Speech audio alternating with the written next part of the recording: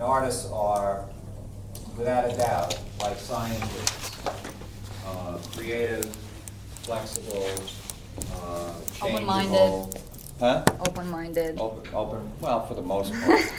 You know, most of them are, but the idea is that they can deal with elements that occur, you know, things that occur and out of the blue that have no answer or that are unusual or a new situation or a sudden situation.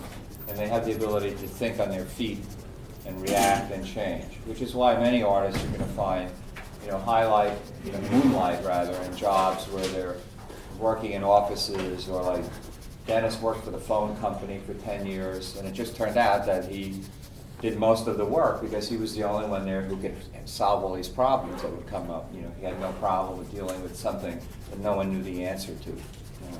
So, anyway, this is, Tyler passes this around as a kind of, you know, if you want to be an artist, this is what you should do. Hopefully there's enough of these here. If not, I'll try and get more. I can make more. I made copies of this the minute I saw it because it had all kinds of stuff in it. All right.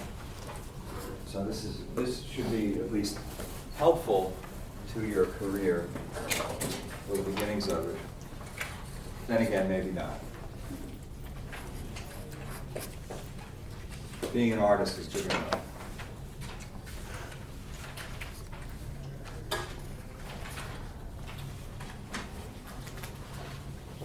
I'm going to click on this. Login failed. Let's be on this one.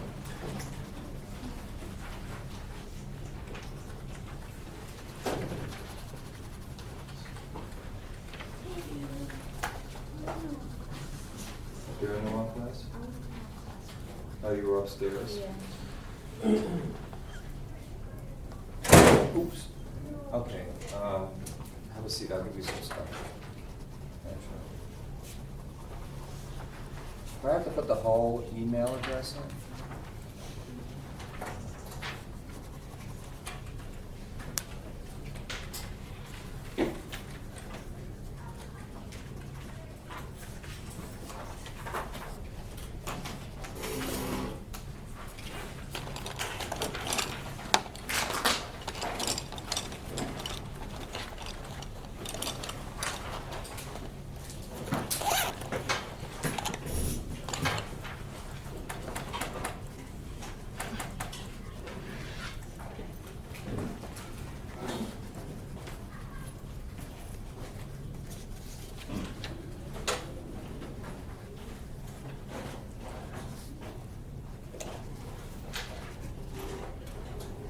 Log in using your Ruble's username and password. Never logged into the campus computer before.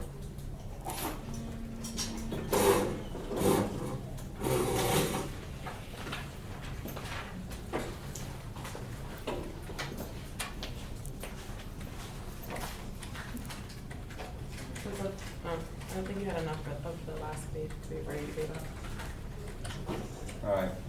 How many am I gonna need? I'll dig through my boxes. You didn't get one? I didn't. No. Hey, according to this, I don't exist.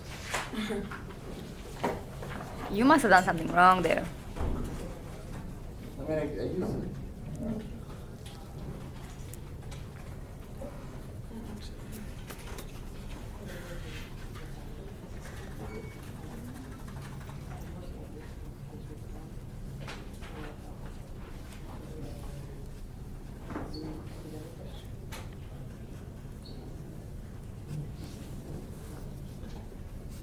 Yeah, my group-wise name and password is not working on this computer. What's the humanities one? How am I gonna supposed to know? Or any of us, for that matter. Yeah, what's yours? G Volo? Oh.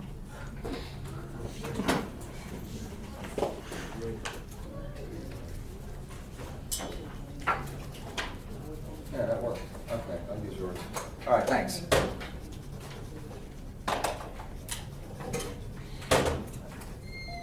Thank you. Where's the? Let's use.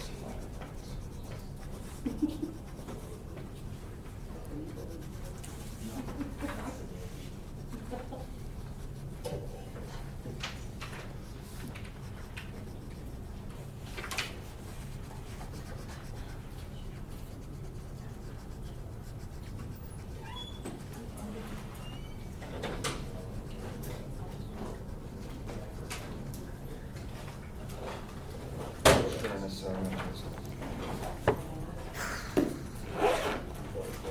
All right, I have a few things that I want to, oh shit. I'm such an idiot. We'll get to this later.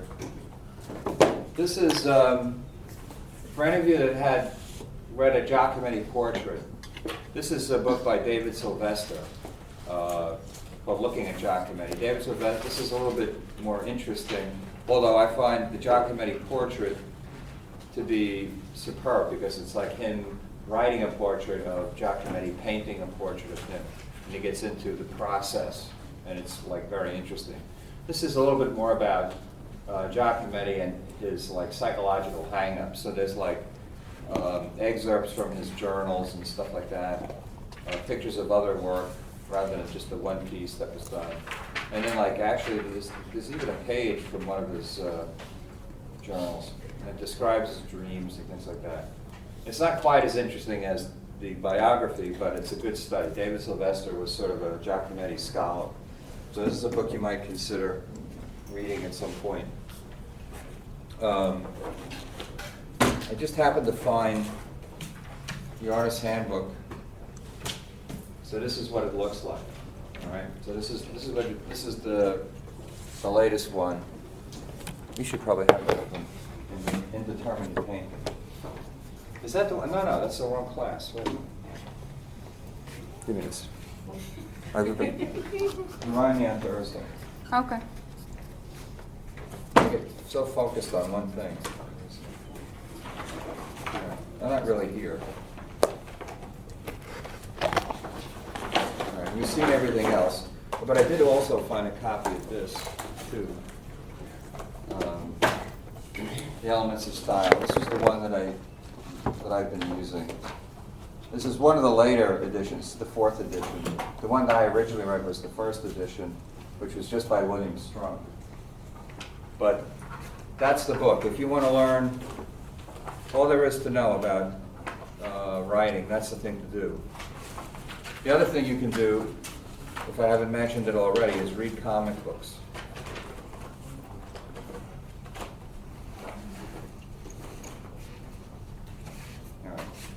Okay. Everyone's prepared to take notes, right? All right, now theoretically, this is going to work.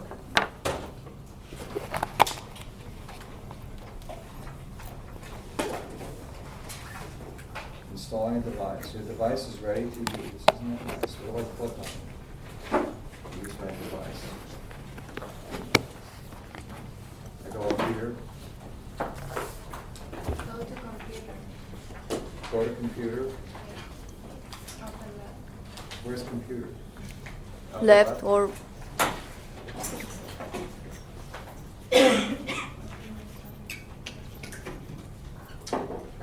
Doesn't say computer.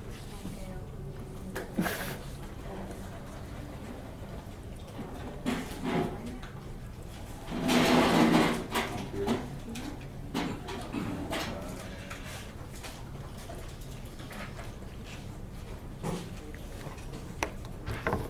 Is there a move? Which one is it? You sure? yeah.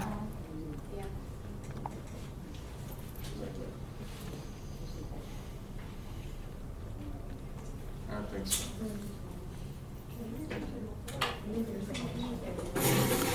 Yeah, this is one of the,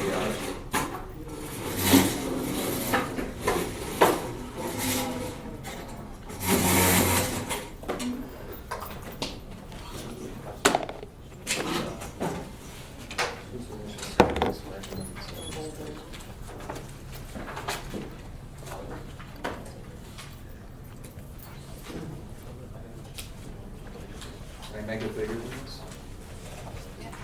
Of course. The X? No, the middle.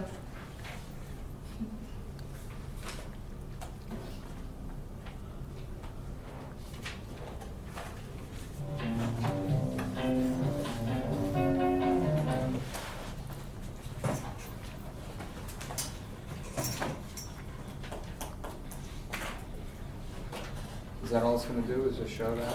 I think so. Then That's not what I want you to see. That's only the sound. I'm not even getting the sound. I think it's not online. What? It is online. Oh, can we find it on YouTube? Well, it really helps to see the Yes, picture. it is in YouTube. Well, you can try to find on YouTube. Maybe it's on YouTube. Yes. Yeah, that's where he just got it from. Okay. Oh, how then do I let's close this? let's go on YouTube. Yes, ma'am.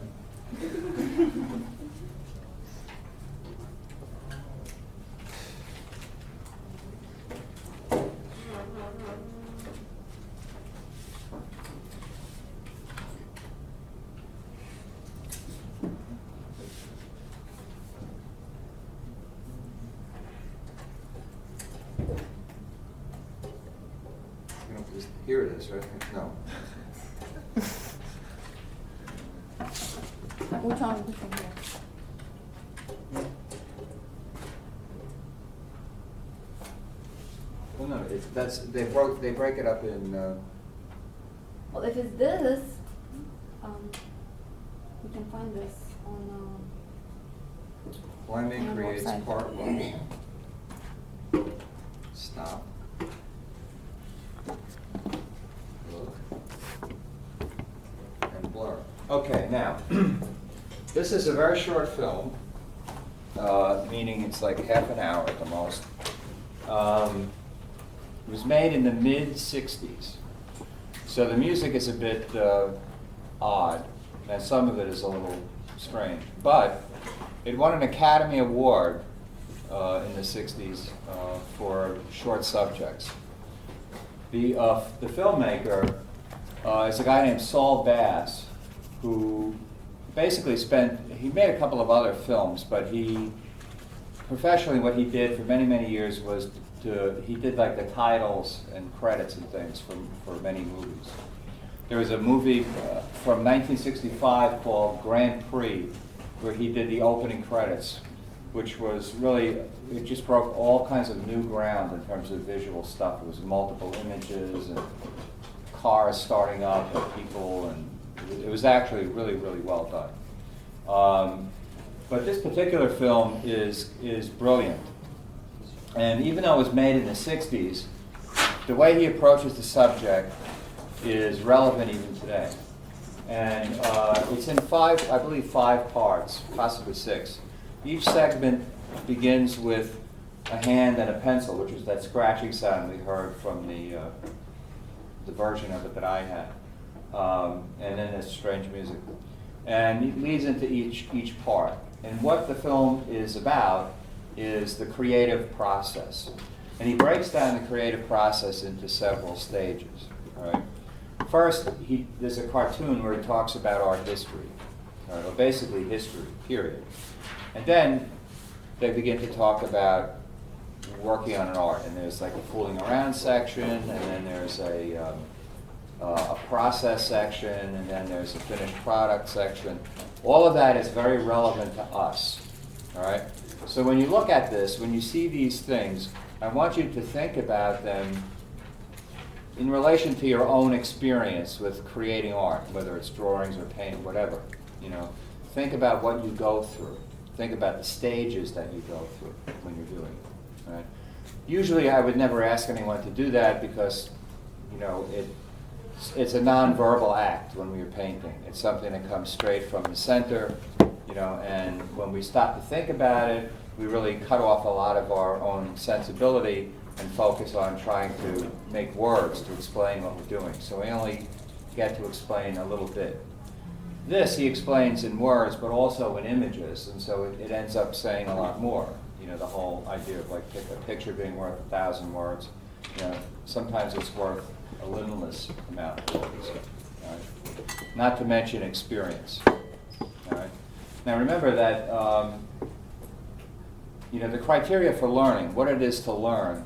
In order for us to learn, which is why art is so powerful, and why music is so powerful, and why sports are actually so powerful for learning, is that it uses our entire body all the time.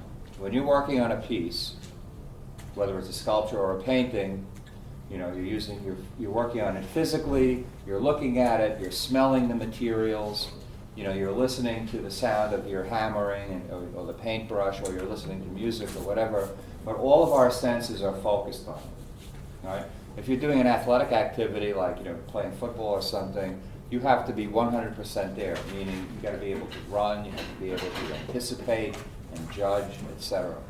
You know, and so it's like physical and mental, but faster mental than you could ever imagine.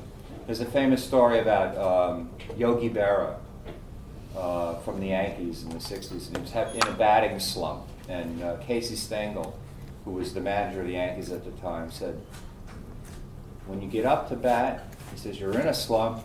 He says, think about what you're doing. He says, think about it. You know? So Yogi goes up and he stands there. Pitcher throws the ball, doesn't even lift the bat off his shoulder. You know? Gets ready, pitcher throws the ball. Again, doesn't even move. Pitcher throws the third one, strike 3. Right? And he walks back and says, Casey Stengel comes over and goes, what the hell's the matter with you? I told you. And Berra turned around to him and he said, I can't think and hit at the same time. Right? Because thinking in terms of words is just too slow. You know, and they throw a baseball at you and it's like 90 miles an hour, you don't have a lot of time. Just thinking about doing stuff with it. Like, have you ever thought about walking while you're walking? Then you feel all weird when you walk. Yeah, but then you trip. Yeah. Well, you know, like as I've mentioned, you know, and this will come up because it's, of course, primary in my head, the fact that I now have a fake hip, you know, a new hip. But I was using, after the operation, I was using a cane a little bit because I was a little nervous. And I had to literally tell myself not to use the cane and stop using it. And the minute I stopped using the cane, I began to improve even faster, you know, because I began to develop confidence in my ability to walk. Whereas as long as I had that crutch there, you know, I was using it. You know, you don't want to carry a cane and not use it. And so I was actually slowing down my own recovery. But the minute I got rid of that, the thought left my head about that, and I focused on this. So it's like, yeah, you know, it's like also if you start thinking about breathing, suddenly you're and you wonder like, how am I managing to do this like most of the time? But you know, there's a whole mess of things like your heart beats. That's a scary one. You must think about it. Your heart is the strongest muscle in your body, by the way. Your heart is a muscle, and there's muscles in your arteries. So you always have to exercise to make your heart strong. Anyway, so getting back to why man creates. So you'll see when, But especially the exercise is not process enough, part. you know that. Excuse me? Exercise is not enough. That's true. Diet and exercise. Vegetables and exercise. Asparagus and exercise, or broccoli and exercise only. Or raw peanuts and exercise, and broccoli, and an occasional asparagus. But anyway, and then it talks about the aftermath of like the kind of, it gets into some of the politics of like the pressures on the artist. And it uses scientists also to explain the exploration. Because I mean, scientists are exploring too. I mean, they have known things, you know, but they're looking for something and they don't know what it is. The only difference that science exploration is paid and art exploration is not. That's very cynical. I know. Okay, she's cynical. That's not entirely true too. You can have a lousy job in science. There's another book actually called The Double Helix by J.D. Watson and Francis Crick, and it's a very, very famous book. Some of you probably even read about it, you know, or read it, or even heard about it. But it has to do with the original discovery of DNA and how they did it. And basically, it's a book about creativity. It's a short book like the William Strunk book, but it just talks about these two guys throwing around these ideas. Like most of their research was done with them talking, you know, sitting in bars and talking back and forth, and then constructing three-dimensional models. And then they solved the problem of the DNA. They came up with the fact that it's a double helix. And that's how it managed to work, and they put it all together. And it was a race against scientists in France and scientists in England and all that. But it's like a fascinating book. It reads like like a train race, and like it's just, you know, but it's so much like doing a painting, you know, trying to see what comes up, you know, see what happens, see how it develops. I mean, the thing about art is that you don't know what it's going to be like. You only know where you start. Or look for another solution to represent something that everybody represents, and you want to look for another solution. So it's problem solving. I'm going to ignore that. Yeah, but you create the problem as you're going. You know, it's not like somebody else's problem. You know, like Yeah, but it's still how the tall same is the thing. Duke of Edinburgh, that kind of thing. No, there is the problem. You set up the problem because you do the work, and you set up the solution because you solve the problem. Right? Now that's the opposite of way education functions. Education functions with, you know, standardized testing. They want only a certain answer, you know. And the reason they only want a certain answer is because it's quantifiable. They can figure out your average, and then figure your average against everyone else. But it doesn't really measure your ability to think.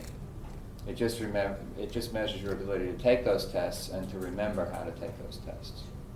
Yeah. And they were talking about that on NPR just this morning, about the SAT, because the SAT has been in the news lately. Like, does it actually work? Of course it doesn't work. It was a stupid idea in the first place.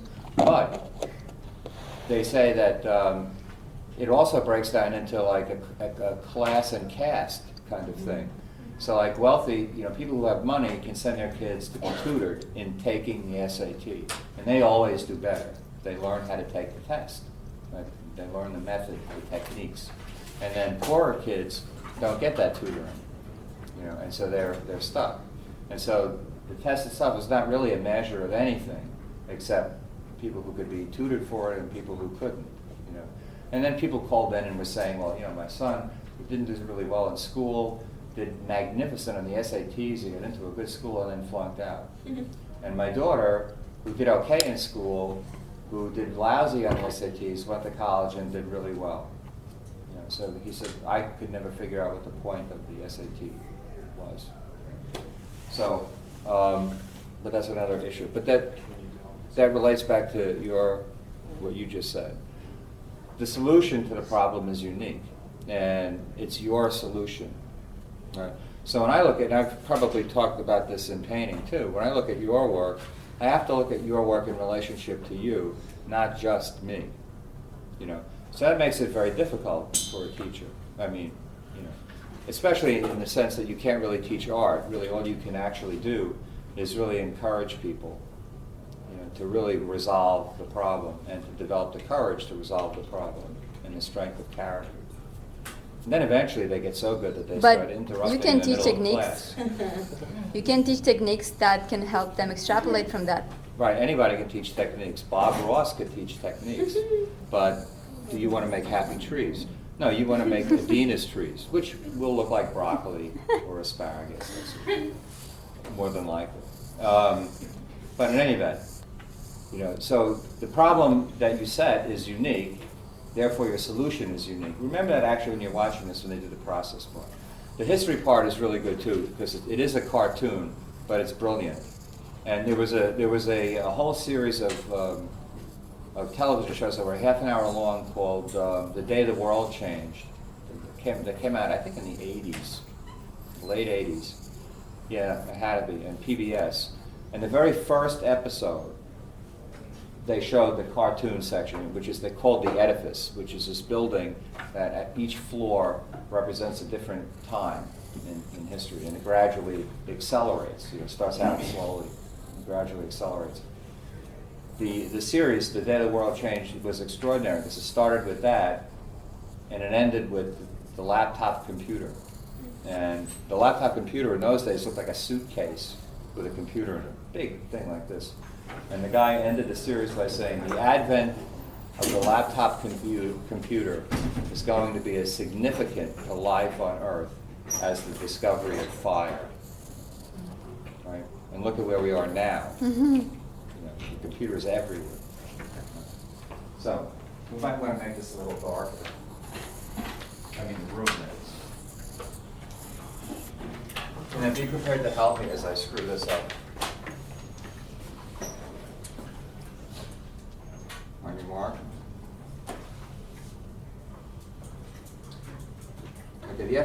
nothing to do with this film.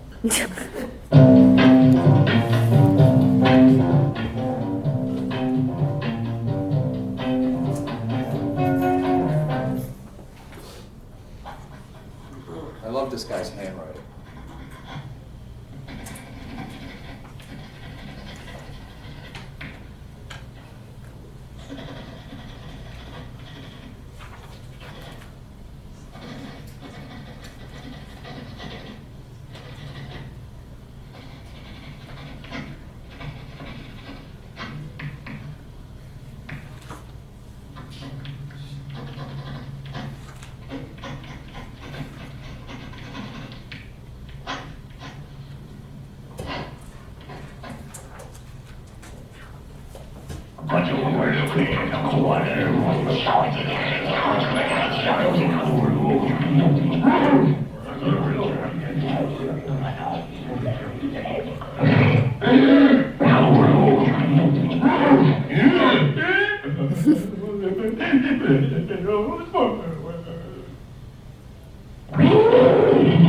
Is that too loud? No.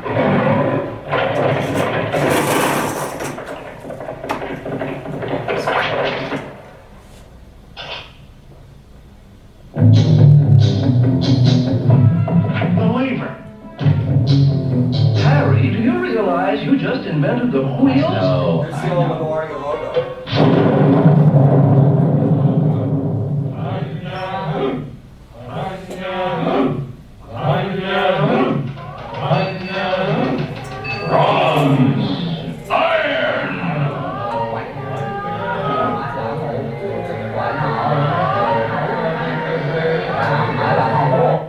All was in chaos till Euclid arose and made order. What is the good life? And how do you lead it? Who shall rule the state? The philosopher king. The aristocrat. The people. You mean all the people? What is the nature of the good? What is the nature of justice? What is happiness? Hail Caesar! Roman law is now in session!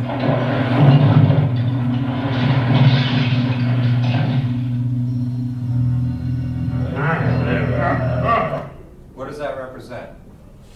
The fall of the Roman Empire. After the fall of the Roman Empire, what happened in Europe? Middle Ages.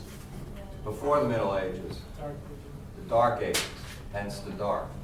Note the candles. This is how brilliant this film is. Okay, what does this represent? Wait, listen to what he says. Allah be praised. I've invented the zero. What? Nothing. What does that stand for? Enlightenment. Well, certainly enlightenment, but where? What does he say? Allah be praised. I think I've invented the zero. Oh, in Middle And he East. says, what? And he goes, nothing, which is funny. I mean, nothing. In the Middle East. Well, certainly the Middle East, right. While Europe was in the Dark Ages, right, the Middle East, which was like under various sultanates, etc., were in a golden age. Right?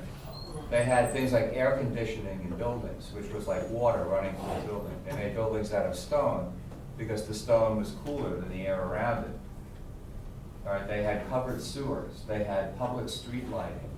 And they invented the number system number. that we use today. All right? Which is actually called Arabic numbers, but I've noticed only recently that they're really not Arabic. Arabic numbers are actually different. There's some other thing. But for all intents and purposes, they're Arabic numbers. And the concept of the zero ultimately leads to binary code, 0 and 1, which The computer. wasn't invented until like the Age of Enlightenment, wasn't discovered or thought about. Who was that? I can't remember that. I'll remember a little bit later. But binary code is the basis for all computer functions. Right? But it's important to understand, you know, given the current climate in the world today, that there was a time in the Middle East when, you know, things were glorious, you know, and in Europe things were like the pits, you know. And then, of course, the Romans, had their, Pax Romana and all of that. The Romans, and they had like covered sewers and they had indoor heating and all that. But they also had like, major slavery, and they were not nice people, the Romans. I mean, when they conquered you, you'd had it.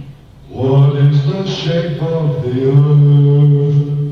Matt, what happens when you get to the edge?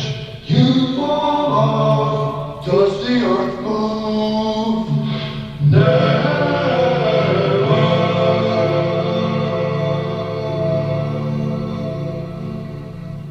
The earth moves. The earth is round. The blood circulates. There are worlds smaller than ours. There are worlds larger than ours.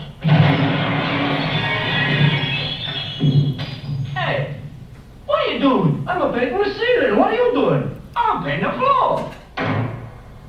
It's the Renaissance.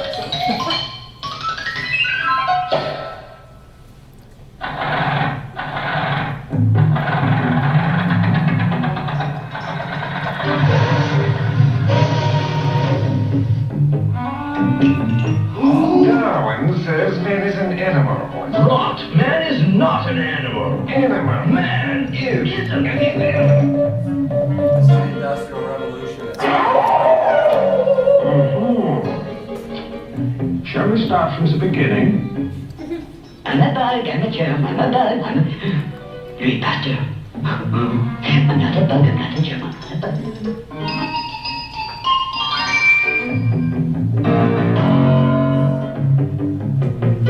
Think it'll work, Alfred? Well, let's give it a try.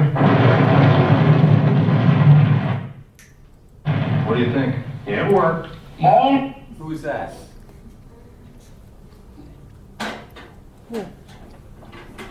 Who did that represent?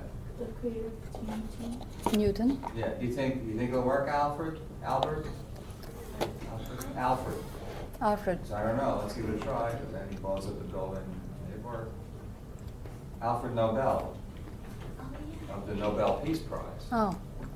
He invented dynamite.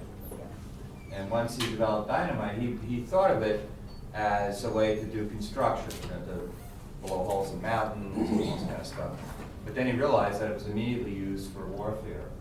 And out of guilt, he established the Nobel Peace Prize. Right? With all of the money that he made from the dynamite, it went back into the Nobel Prize. So the Nobel Prize is like the ultimate guilt prize. But also, to win a Nobel Prize is pretty awesome. Men are created. Life, liberty, and the pursuit Workers of the world. Government of the people. By The world must be made safe for war democracy. to end. Illegal. I see 1/3 of a nation ill-housed. One world.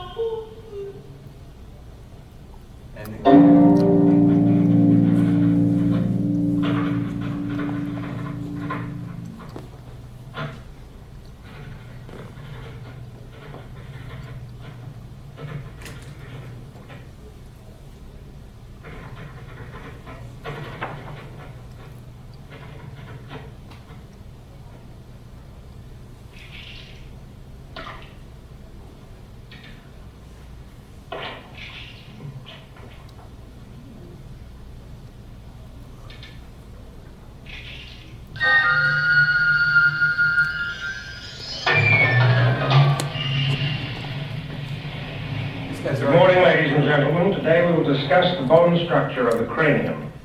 You will note first that the base of the skull is divided by two transverse ridges forming the three basilar fossae. Over the cerebellum, the dura separates the occipital lobes from the cerebellum by the tentorum cerebelli. Along the base... Zip code? 90046. Social security number. 524-223-588. Telephone? 876-0930. 77221 432168. 4572. 7534-218. 42185, 52871 44469, 293 and 3021, 446. 70461.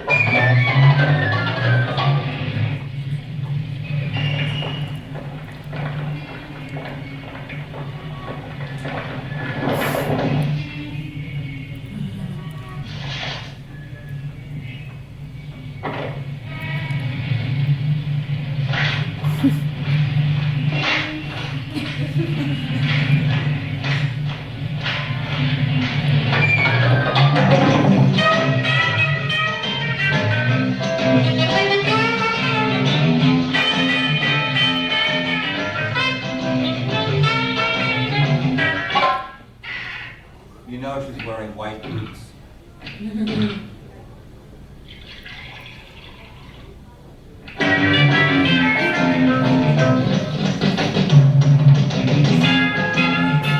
Man, you gotta break out. Forget the money bags, forget the hang-ups.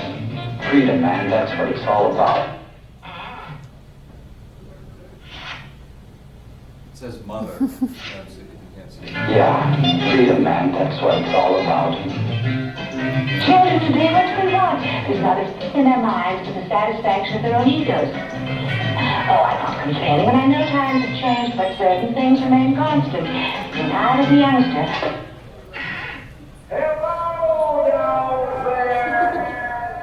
I knew right from wrong. We knew the value of a dollar, and we knew the meaning of hard work and sacrifice.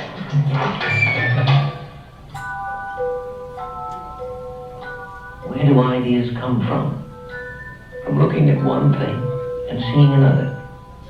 From fooling around, playing with possibilities. From speculating, changing, pushing, pulling, transforming.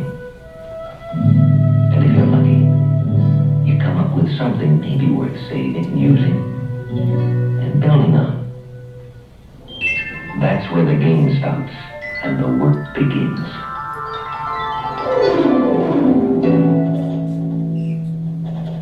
All right, so everybody's got that. Looking at one thing and seeing another. That's actually a great line. You know, it's like watching a bird pull a worm out of the ground and then saying, wow, that worm's got that bird by the beak and he's trying to pull him in the ground. It's the same kind of, that's where comedy comes from. You know? And when, of course, one of the most difficult things to do is to be a stand-up comedian. Because it's just like tension, square one. Anyway, experimentation. This is identical to what a scientist or a mathematician does. Or for that matter, any kind of theoretician, whether they're a philosopher, a creative writer, or whatever. You know, they're dealing with ideas and things in new positions, which is sort of what Adina was saying. You know, putting them together in new ways to trigger new ideas. You know.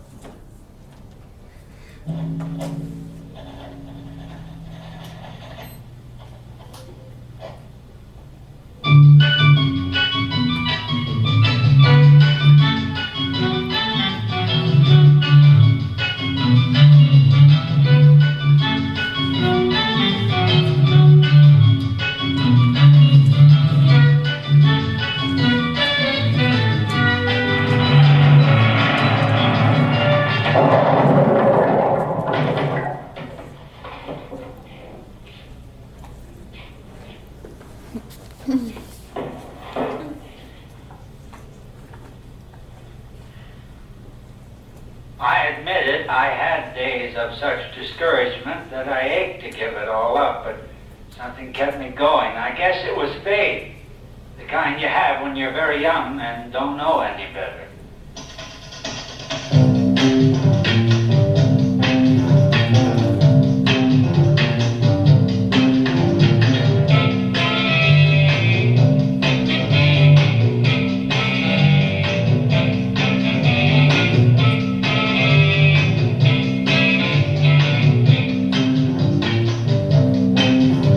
When the stuff comes alive and turns crazy on you, a writer had better be in pretty good shape, with good legs and a counterpunch and ready to fight like hell to the bloody end.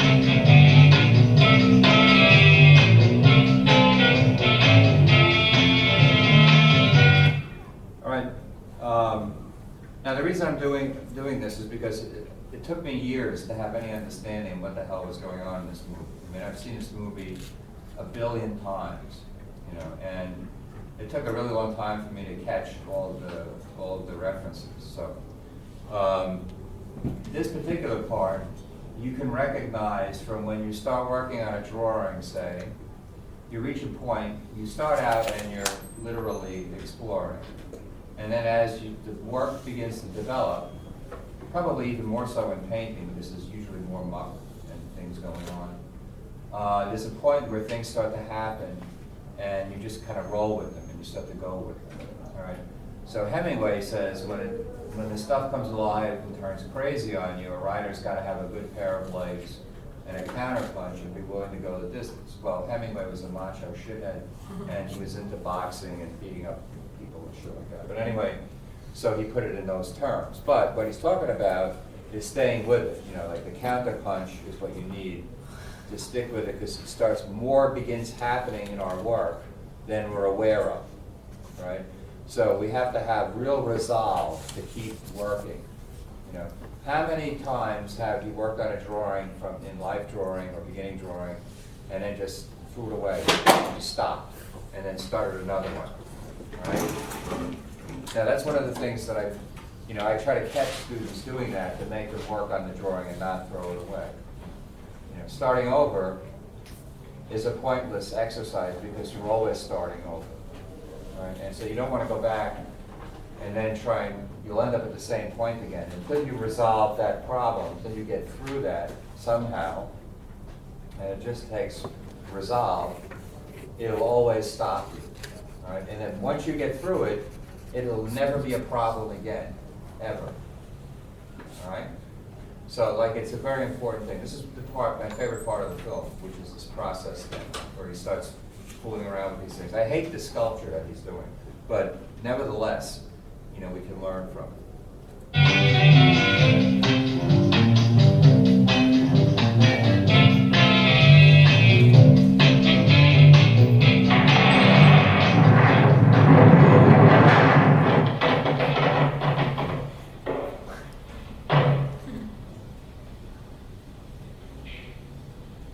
As one grows older, one sees the impossibility of imposing your will on the chaos with brute force. But if you're patient, there may come that moment when, while eating an apple, the solution presents itself politely and says, "Here I am."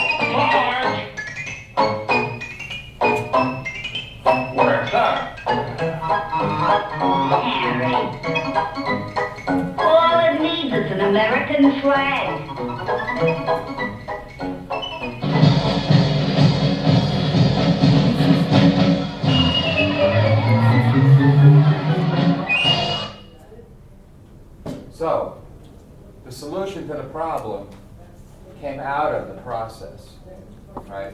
Well, the thing collapsing on him, you know, and so Einstein says, sometimes while eating, you know, like as you get older, you realize that you can't impose order on the chaos through brute force, which is of course what we do when we're young and we have strength and speed and power and all of that. You know, we try to force our way through, right? And then we reach this point where all this stuff goes on, we have no idea what's happening, you know, but we stick to it, right? And then suddenly, we look at what we've done and we realize we've done something that we never would have imagined, right? And we've basically solved the problem. We've come up with a conclusion, you know, that works for us at that point. So the way he breaks it up into those three parts, and he uses, you know, Edison, Thomas Edison, you know, Hemingway, and Einstein. To clarify it is great. And this is the part I always personally like because of the way he deals with criticism. Finally, that moment when society makes its contribution to the creative process. What a piece of garbage that is. Ridiculous. Adam. Whoops. Part two. Where's part 2? It should be like on the side. It should be where? Minimize the screen so you can see the options. Okay. Top left. Part right 2. there. What a piece of garbage that is. Ridiculous. Terrible. And I must say we're getting quite a reaction from the crowd. Let's see if we can get some more. Sir, could you tell us what you think of it? It's degrading. And you, sir? Gonna hurt us abroad. And you, ma'am? It's all right if you like model. Going too far. I can't say what I think about it because I'm an old American and you know how they think. From Nebraska. They'll never fly, Orville. I think it's kind of a put-on. Well, I think it's all right. Like it? I think it's... Oh my word! Dick. In fact, it seems like it's a creation of some cerebral mechanism in man's mind. I couldn't tell, really. I don't know. Look at that. Look at the form. Look at the It represents the decline of the West. This guy's a nut. I think we should be shot. People that do a thing like that. Hey, no. You gotta give the art. Oh, you don't give anybody That's where your taxpayers' money goes.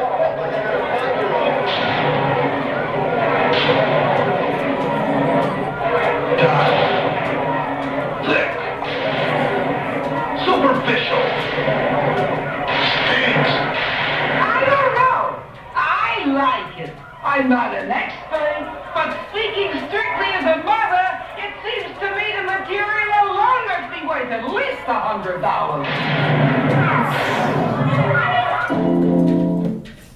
All right. Explain that to me. I mean, I like the part, of course, where he was able to shoot the critics. Yeah, Eric. It seems pretty self-explanatory. It's when an artist receives criticism and he knows about it. And he Well, knows about it. criticism is the hardest part to receive whenever it's about your work, any type of work, not necessarily artwork. When it's about you, it's hard to receive criticism if you don't prepare yourself for it. That's true. That's true. Plus, when he gets like a positive part, it still hurts him because it's not really about his work, but rather because it looks expensive. So that sometimes the way your art could be received isn't if it's positive to a way, but if it's not the kind of positive you wanted, sometimes that alone could hurt. Like, oh, well, it's pretty. I didn't want that. I mean, yeah, that's nice. You like it for aesthetics, but I didn't want you to like it for aesthetics. But that's like excellent. I mean, like that's like the unkindest cut of all. When she goes, I don't know, I like it. It looks expensive. And any artist, when somebody says they like it, automatically goes, really? Because I mean, artists are always looking for their mother, really, and so they're looking for approval, which is really hard to get because especially if you're an abstract painter or something, no one's going to know what to say. Most people are polite and they say, well, I don't understand, But the public at large is if they don't understand it, they're not willing to put in the energy to try and figure it out or to learn something about it. They'll just say, I don't like it. I don't like it. And that is not a valid thing to say about a work of art. It doesn't matter whether you like it or not. And we've said this a million times. You don't have to like it in order for it to be good. But when the little old lady says, the materials alone must be worth at least $100, it was like the final shot, because she liked it for all of the wrong reasons. She didn't like it for what it was at all. She just figured that the materials were worth money. So she's equating art and money once again, And that's sort of like, what happens culturally, I mean, once art gets really mixed up in the public eye with money, then the way it's viewed has changed dramatically. I mean, most of the collectors who have work don't really buy them because they necessarily like them. I mean, they buy them because maybe they can live with it, it's okay, or it looks good on the wall, it's cool, that's an Andy Warhol kind of thing. But it's an investment. I mean, art continues to become it increases in value, you know. And so, like corporations, for example, in the 80s, when Reagan began destroying the economy by eliminating all of the checks and balances, there was suddenly this massive cash flow everywhere, and there was a kind of a boom time for young, new, relatively unknown artists, and so many corporations began having speculative collections. So they had situations where they would hire a curator to go around and like glean these exhibitions and buy work from young artists with the idea that eventually perhaps this person's work would become, you know, very valuable. Whereas their other collection was Pollock and de Kooning and, you know, like the blue chip people, Rauschenberg and people like that, whose work was only going to become, would have already had an established, you know, reputation, and their work was only going to become more valuable at the time. So that collection was to sell off at another point, or to auction off at another point for money. And then the young collection was like, there was a company called Best Products, for example, that went around picking out artists, and they would trade goods for your work. They would barter. And it was sort of like having Home Depot trade with you. So like I was, you know, when I was in this gallery, they, you know, I traded a painting for a washing machine, a dryer, a vacuum cleaner, and a light, you know, all for like one piece. And they delivered it and installed it. It was like phenomenal. It didn't cost me a cent other than the work, you know, whatever I spent on the work. And, you know, they've since gone out of business, but I mean, so their collection is somewhere. But, you know, that's why art, you know, like these guys like Bob Ross, you know, I mean, Bob Ross is kind of terrific. I mean, I kind of like him because he's just so guileless, you know, he's just out there bouncing around and all that. But he's really does a lot of destruction in terms of the process of art. You know, and what he's doing, he's not really making paintings, he's really making pictures of things that are consumable by a large audience. You know, I mean, who's gonna argue with happy trees? You know, I mean, you can't. I mean, and like he shows you exactly how to make these trees. You know, he teaches you the technique. That's why art is more than technique. And one of the beauties of art, visual art, is that the technique, the technology necessary can be very simple. From blowing ink on the wall of a cave, or scraping on the wall of a cave with a piece of charcoal, you know, to like the most expensive paints or materials, depending upon what you can afford, that kind of thing. But in reality, you don't have to be rich. I mean, you can, you know, Franz Kline, before he became well known, you know, did many, many drawings and studies for his paintings on New York City telephone book pages, which is probably the cheapest and the most like,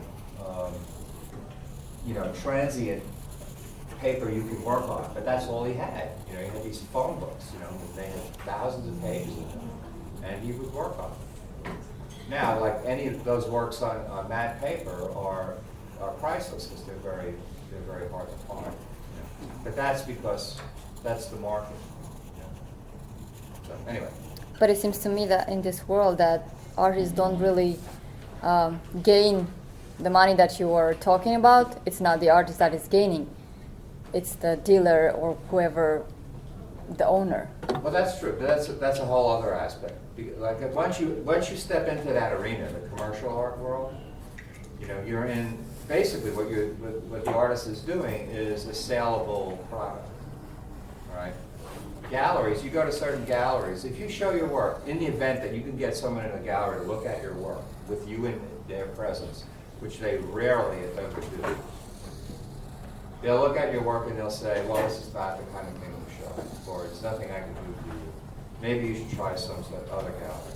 But that doesn't happen much anymore. Right now, what they do is they make you submit work, and then, you know, they do it online. I mean, it's totally anonymous. It's never in your presence, and it's not even work. It's just slides. You know. For a gallery to be interested in your work, they have to say, well, where's your studio? I want to come and look at your work. Then they're interested. And then it's a matter of how your images translate to what the dealer is looking at. right? Because he may look at one thing and then look at the other. I've had that happen. I've had a dealer look at slides and say, "This is fantastic. These look great." And I know, I can even sell these. I know someone who's looking to buy. And then he came to my studio. It's happened twice actually. They came to my studio and work and said, "Oh, this isn't what I had in mind at all." So you wonder what they're seeing when they're looking at the slides.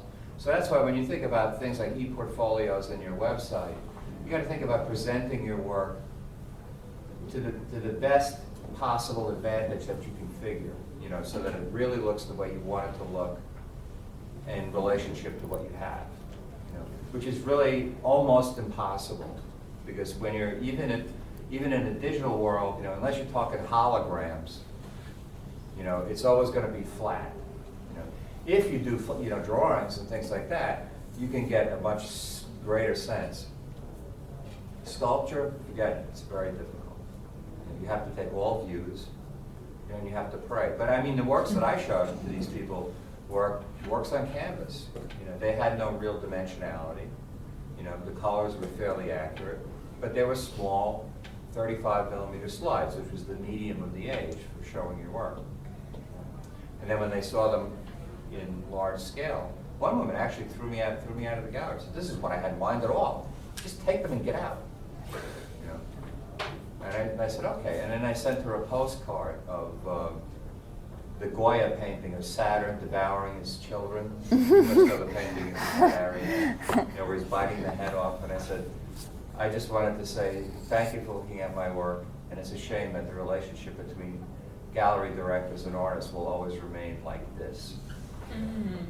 So, and then ironically enough, turned out that her sister was a translator in the deaf program here. That's another story.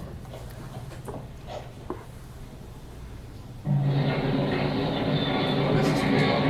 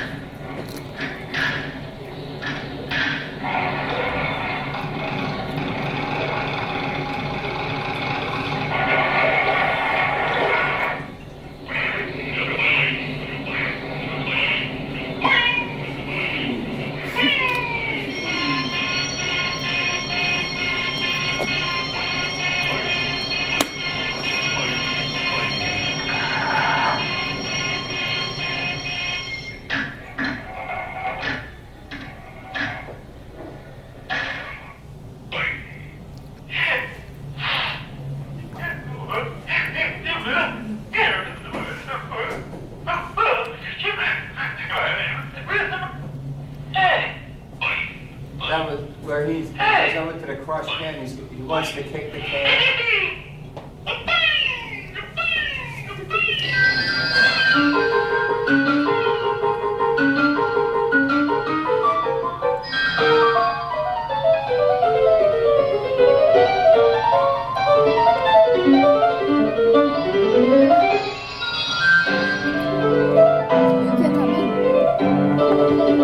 You have a visitor.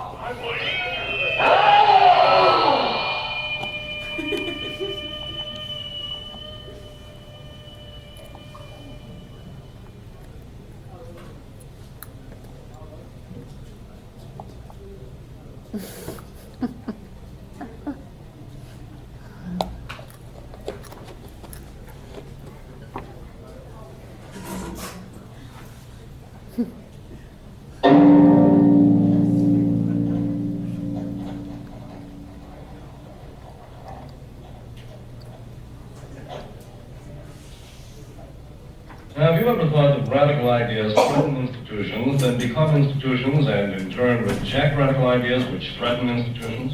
No. Gee, for a minute I thought I had something. I like these guys. The parable. What was the story of the parable? The ping pong ball. The story of standardization, and if someone gets out of the picture, he's thrown away, but then he realizes that he's free. Close. That's good. That's very good. Very But the optimistic. passage in the end is like, it's sort of like a Christ story, whenever it says that, you know, we wait for him to come again. Oh, right, the end part, right. So who is this ping pong ball? I mean, like, what happens? What is the thing that? Notice that when they zero in on him, right, to reject him, you see like the size of the mechanism. I mean, they just like, boom. I mean, there's like nowhere for him to go but out. Like when society rejects you, you're out. You know? So like, so he's rejected, but why is he rejected? Because he's not like the others, he's different. He's not like the others, he bounces too high. Right? So that's like too much for the, I guess, the ping pong business. So then what happens as he journeys through life, after he tries to kick the can, well, I just thought that was such a great little aside. And if you listen when they're all gathering at the end, all those ping pong balls, they're muttering all these great comments in the back, like, I didn't come here to get rolled on, stuff like that. I mean, there's a lot of subtle, there's other stuff too, but I've never been able to hear it, but I know that they say some funny things. Well, it probably must be the artist and the artist world, and finally the artists come together in an end or something. Well, he represents someone that has something that no one else has. Yeah. And at first he's looked upon as, you know, not part of the you know, not right, and so they reject him. But as he goes through life, he realizes that he's probably better off because he's able to do what he can do, right? And he gets better and better and better, and then by the end, when they gather around him, he's legendary already, right? They all come to see him. And then, of course, he does this thing and disappears, right? And then the historians come in to explain what happened, right? And all of these various possibilities. He landed somewhere where balls bounce high. Some sort of heaven. You wait for him, he's going to come back. Yes, there's like reincarnation, there's like this whole kind of thing. You know, but it's all speculation. Yeah. You know, like what happened to him? Where did he go? So it's great. And then of course the two snails, you know, hit it right on the head, because that's exactly what happened with most of the people from the 1960s, except the ones that died. You know, the idea was to try and change things, and now, you know, they're the senators and congressmen who are perpetuating the same crap as always.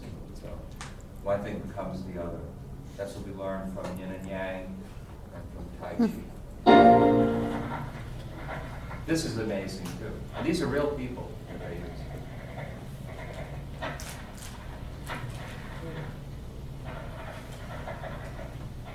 I love this hammer. Dr. Delbecco, we've heard some news of a breakthrough. Well, yes. I think we are onto something important. We haven't been working with a small virus, which we know induces cancer. A small virus means that it does a few things when it enters the cell. We have been trying to find out which ones of these functions changes the normal cell into a cancer cell. We already have ruled out several of these functions, and we know enough about the others so that we can now make a really conclusive experiment. We are very optimistic, and we hope to have positive results within, say, 5 years. Dr. Delbecco has been working on cancer research for 20 years. When I began working on the world food problem, only 1 person out of 3 across the world went to bed hungry. Today, in spite of all our progress, 2 out of 3 people go to bed hungry. More than 2 billion people in the world as a whole. This is because the greatest increase in world population has occurred in those areas that have the lowest productivity of food. The problem just continues to expand as we work on it. What specific progress have you made, Doctor? We have just developed strains of tomatoes and of peas that can grow in areas where these crops couldn't be grown previously. We have also now produced strains of cereals that have all of the nutritive value of a piece of meat. I think that we'll be able to get the whole problem under control soon, say 15 or 20 years. Dr. Bonner has been working on this problem for 12 years now. Actually, this makes for a very interesting dilemma. You see, the Big Bang Theory says that 15 billion years ago, a gigantic explosion blew all the matter in the universe apart, and it's still... Dr. Greenstein is working on the origin of the universe. Stars, we should find 30% helium. Okay? I now have the technology to observe very much fainter old stars, and I find they have no helium. And my colleagues agree. If this apparent discovery is true, the Big Bang Theory is false, and we will have to develop an entirely new theory to account for the origin of the universe. But the other possibility is equally provocative, that I'm wrong, that what you observe at the surface of a star doesn't have to be what's really there. Dr. Greenstein has been working on the origin of the universe for over 20 years. Well, we've set a blank wall for now. The line of investigation we have been pursuing seems to have led nowhere. But that's the nature of the process. You get what you think is a marvelous idea, and it just doesn't pan out. How long have you been working on this problem, Dr. Wheeler? 7 years. What are you going to do now? I don't know.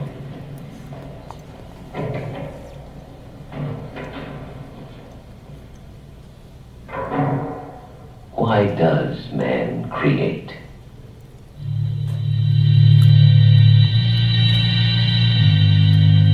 All right, as we move into the tackiest part of all, the ending. The last guy was an actor, obviously, and but the first three guys were real scientists. Two of whom, the first one, the cancer research guy, and the World Food Problem guy, I actually stumbled on their obits in the New York Times. And the Dr. Bonner one, the one who worked on the food problem, really caught my eye. I said, Dr. Bonner, where have I heard that name before? And then I realized it was from this movie. And I read about it, and it was like he's been working on the World Food Problem or whatever. So he's saying 15 or 20 years, and now it's like over 40 years later, and people are still starving. You know, but usually these days for different reasons. It usually has to do more with like oppression and dictatorial leading and bizarre, military conquests or tribal inequities and hatreds, or just cultural hatred, whatever. We could screw up anything. And then the cancer research one, he was optimistic like for 5 years, and look where we are now. I mean, there's been a tremendous amount of advancement made in cancer research, and basically what they've done, if you're going to average everything out, is they've made it possible for you to have cancer and survive longer. But of course, you pay a price. Curing it is another thing, because no one really knows, what it is and where it comes from, but eventually they'll get to it. I mean, now they have. Well, cancer is cured by natural methods for thousands of years, and science does not want to accept that. Yes. Okay. But that's a different. That's a story for another. We'll have a seance later, and we'll figure it out. Vegetables don't cure everything. Sometimes it takes a little zap of radiation to do the job. No, it doesn't. But you pay other prices too.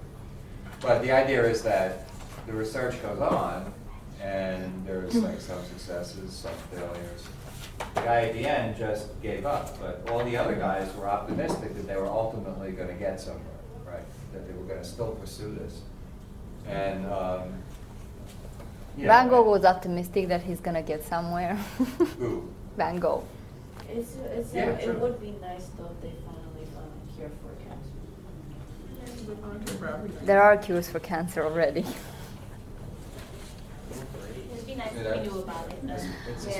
It's all in the box. If you want to think outside the box, you can find cures, and you can find people who can show you the cures and who can teach you for free how to cure cancer. Yes, But you many need to people think have outside done the that. box. You need to think outside the society. You need to think outside the system. Well, I'm not going to argue with that, because I think that's pretty true.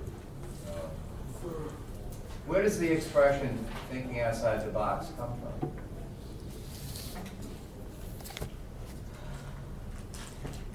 Even if I knew, I forgot about it. You must know. Even if I knew, I forgot about it. Oh. No, you think this is a point I should mention? Okay.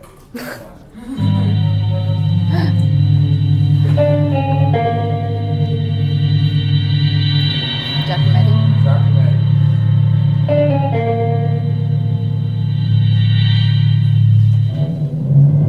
Easter Island.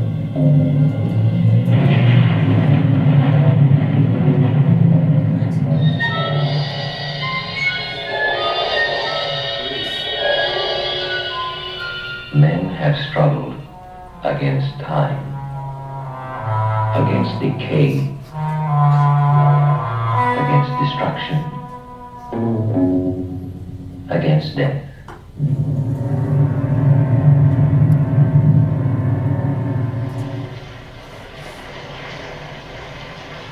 Some have cried out in torment and agony.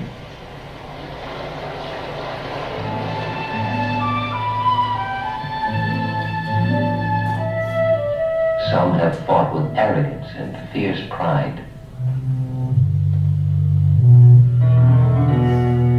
Some challenged the gods, matching power with power.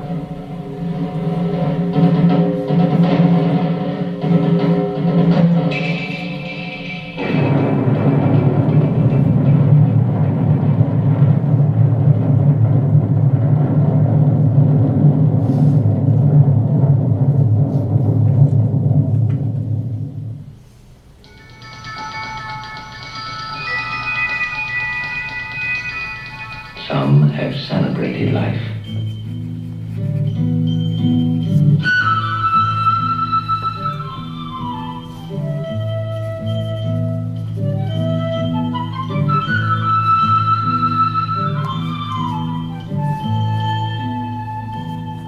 Some have burned with faith.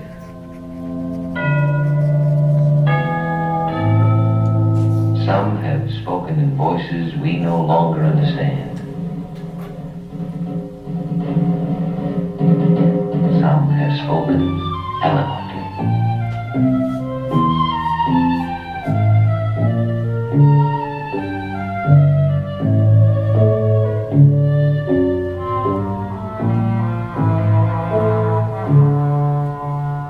Some have spoken inarticulately.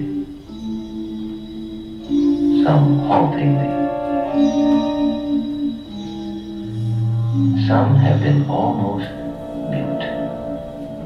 Yet among all the variety of human expression, a thread of connection, a common mark can be seen. That urge to look into oneself and out at the world and say, this is what I am. I am unique.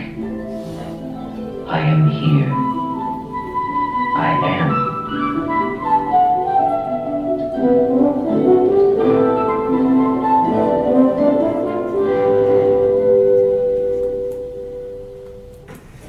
The rest would be the credits. We'll just leave this red line, so it's in the morning.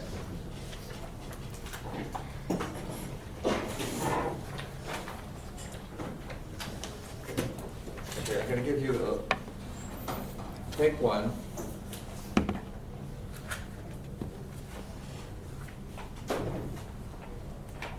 Call me in the morning.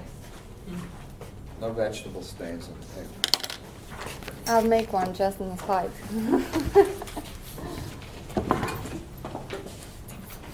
I like these because they have the right amount of terror attached to them. Not that this is terrifying. Now, basically, this is going to be an exercise in terms of like what we're going to be doing. You got like 20 minutes to do this. So you're going to write a paragraph. So this means like you're not really going to have time to write it and then rewrite it, but you got time to get it out. What I want you to write about is the gist of this movie in relationship to you. Try and use your own experience, you know, if you can. All right? So the film is about creativity and the nature of art. The last part, and that was definitely the same guy who was writing with a pencil who wrote the I am on the wall. I could tell by his Pencil, this is info. You know, the whole notion that we are unique and singular, etc., is the most important thing of all. All right? But what I want you to do is to tell me a little bit about this film and, you know, like what happens, and mention like your, you know, mention, if you can even mention a specific instance, it might be interesting. You know, like I was working on such and such, and this happened, and I could, like, some elements of this film reminded me of, you know, whatever, something like that, all right? Because you know what the film is about, all right? Avoid things like, I like it, I don't like it, we ignore those. Just be objective. Right? Talk about like what the film, because he covers a lot of material in this, you know, in a quick kind of way. This is for now. We're doing this now. You're going to do it right now, and then like as you finish, you know, at 4 o'clock we're going to say stop anyway and give you a break. So like, the sooner you do this, the sooner you get a break anyway. So you can go out. I assume you don't need this? What's this? Is there writing on that? Yeah. Is that your writing? No. Would you like one that doesn't have writing on it? I don't care. Well, no, I'll think it's yours, and then I'll have less respect for you. Yes. You can do it with pencil. You can, I mean, you can do it with all kinds of stuff. And then we're going to look at some art proof. Talk about wrapping things.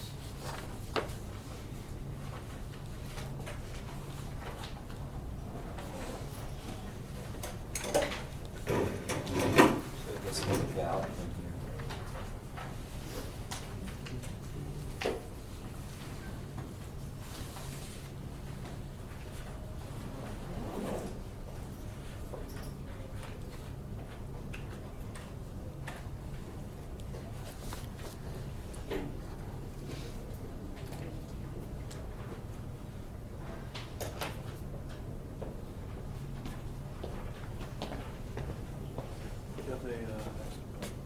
Next plate, yeah, next plate. You're on 10? Would you like a level? What color do you want, black? This is, it's pliers in here too.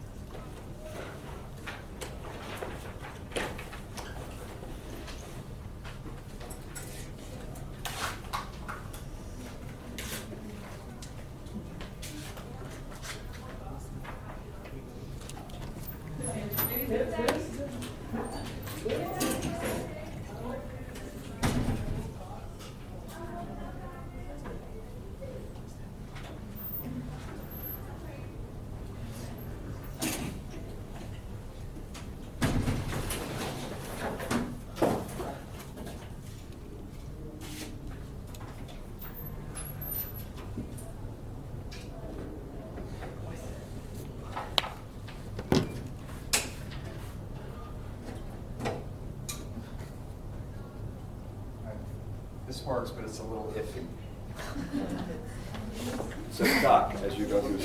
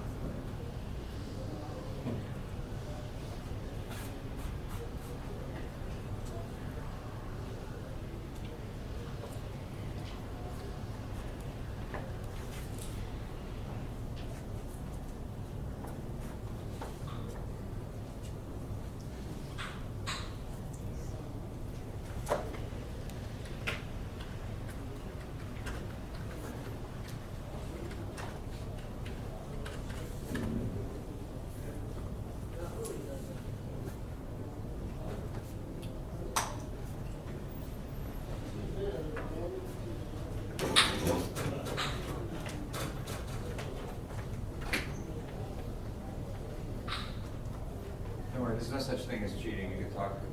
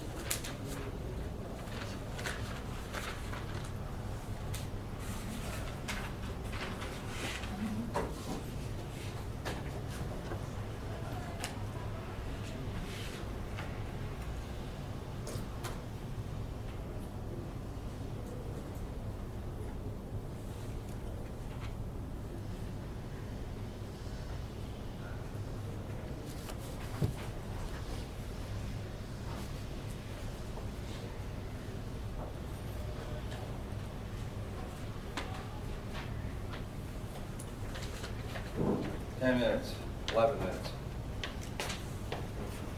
But don't get nervous. Remember, this is, I'm asking really for your opinion, your point of view, that kind of thing. It's very subjective.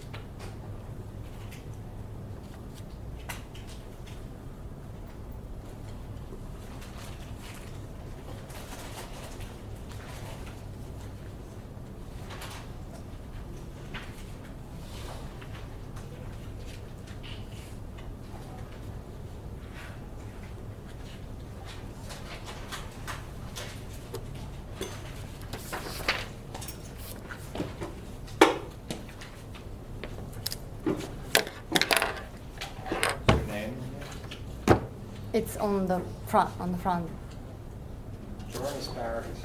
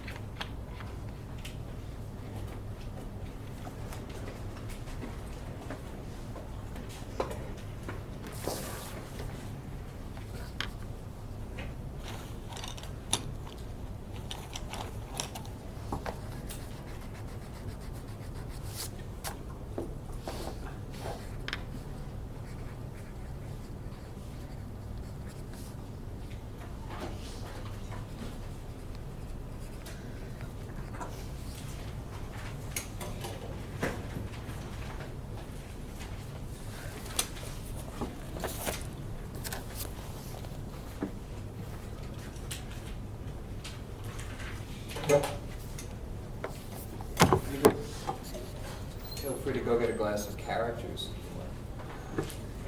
Well, I would if they would have some, but you know, when is discrimination against vegans and vegetarians? Juicing is one of the worst things. Says who? Really? Look, she's throw away most of the valuable stuff in the food. You just Yeah, but you get the essence. essence.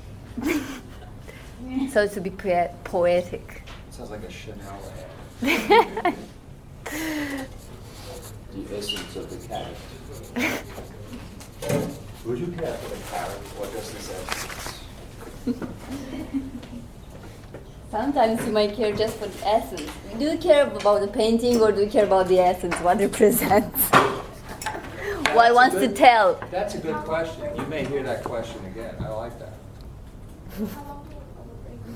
Probably till about 1/4 after or 20 after the most. We're going to need about a good hour to get through what I want to show you, beginnings of. You gonna show us that? Because I saw that.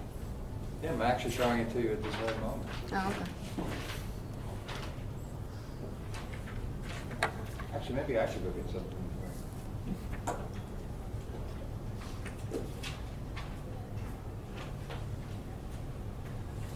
Anyway, your favorite teacher said she was going to stop down. So where's the person from Arthur's class who's now here, the new person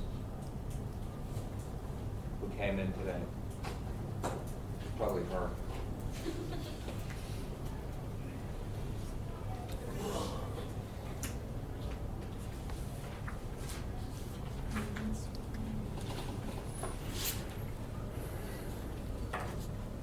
She's going to wish she was in Arthur's class. What did I switch out?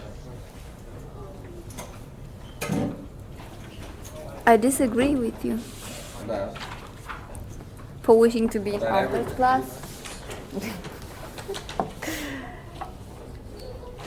Oh, I thought you guys left me. I'm like, should I leave or not?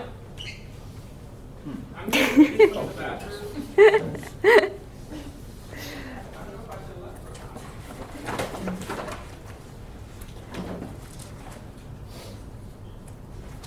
Okay. This is, Hua. So when is the due date for the first project? You should be working on it now.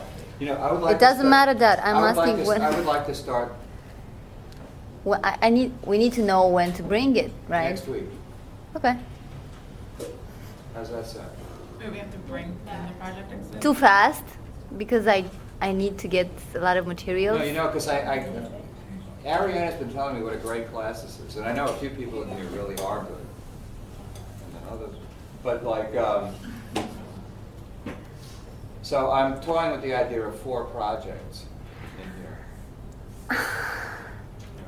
which is really going to be crazy when I think about it. Only because we have to look at each piece, and you got to talk about it, right? And last semester, I had half this number of students, and it was And you a didn't bitch getting finish. through those, you know. So, going to have to come up with something.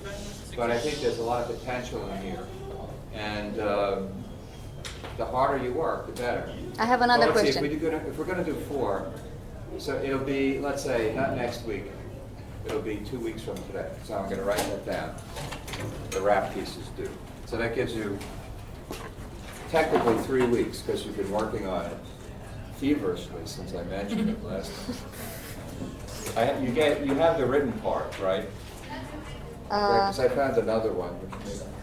I mean, like the sheet? Yeah. The size of it, yeah. Oh yeah. So does that have to be 4 to 5 significant things that? They don't have to be significant necessarily. I mean, I probably said that because I was thinking that everybody relates to the autobiographical thing. It doesn't have to be autobiographical. It has to be interesting. That's all. So things that are of interest to you. And I think the maximum size is basketball size.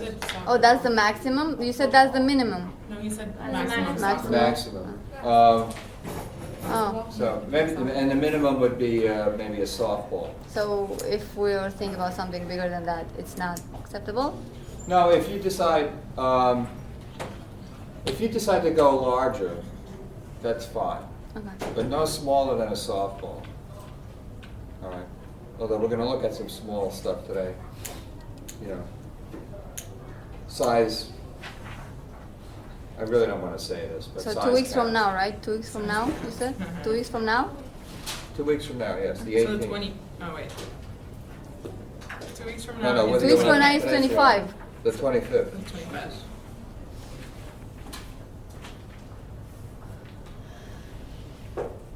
So like I actually record these and look at them and I write a little comment, that sort of thing. So like those of you that actually don't have it, you know, so if we have to look at it in weeks beyond, you know, then I should really think of, you know, I'll diminish my opinion of it. I'd say I'd lower your grade, but that's bullshit. I just don't work that way. Well, it works. It works better when you deal with feelings than when you deal with numbers. It's more Well, efficient. I'll tell you one thing, that, see, I don't really have to do that, because anybody that ends up working on it longer, you know, usually gets the whole class, like, gangs up on them outside and beats the shit out of them. You know, because why should you have 4 weeks when you only have 3? And I endorse that completely.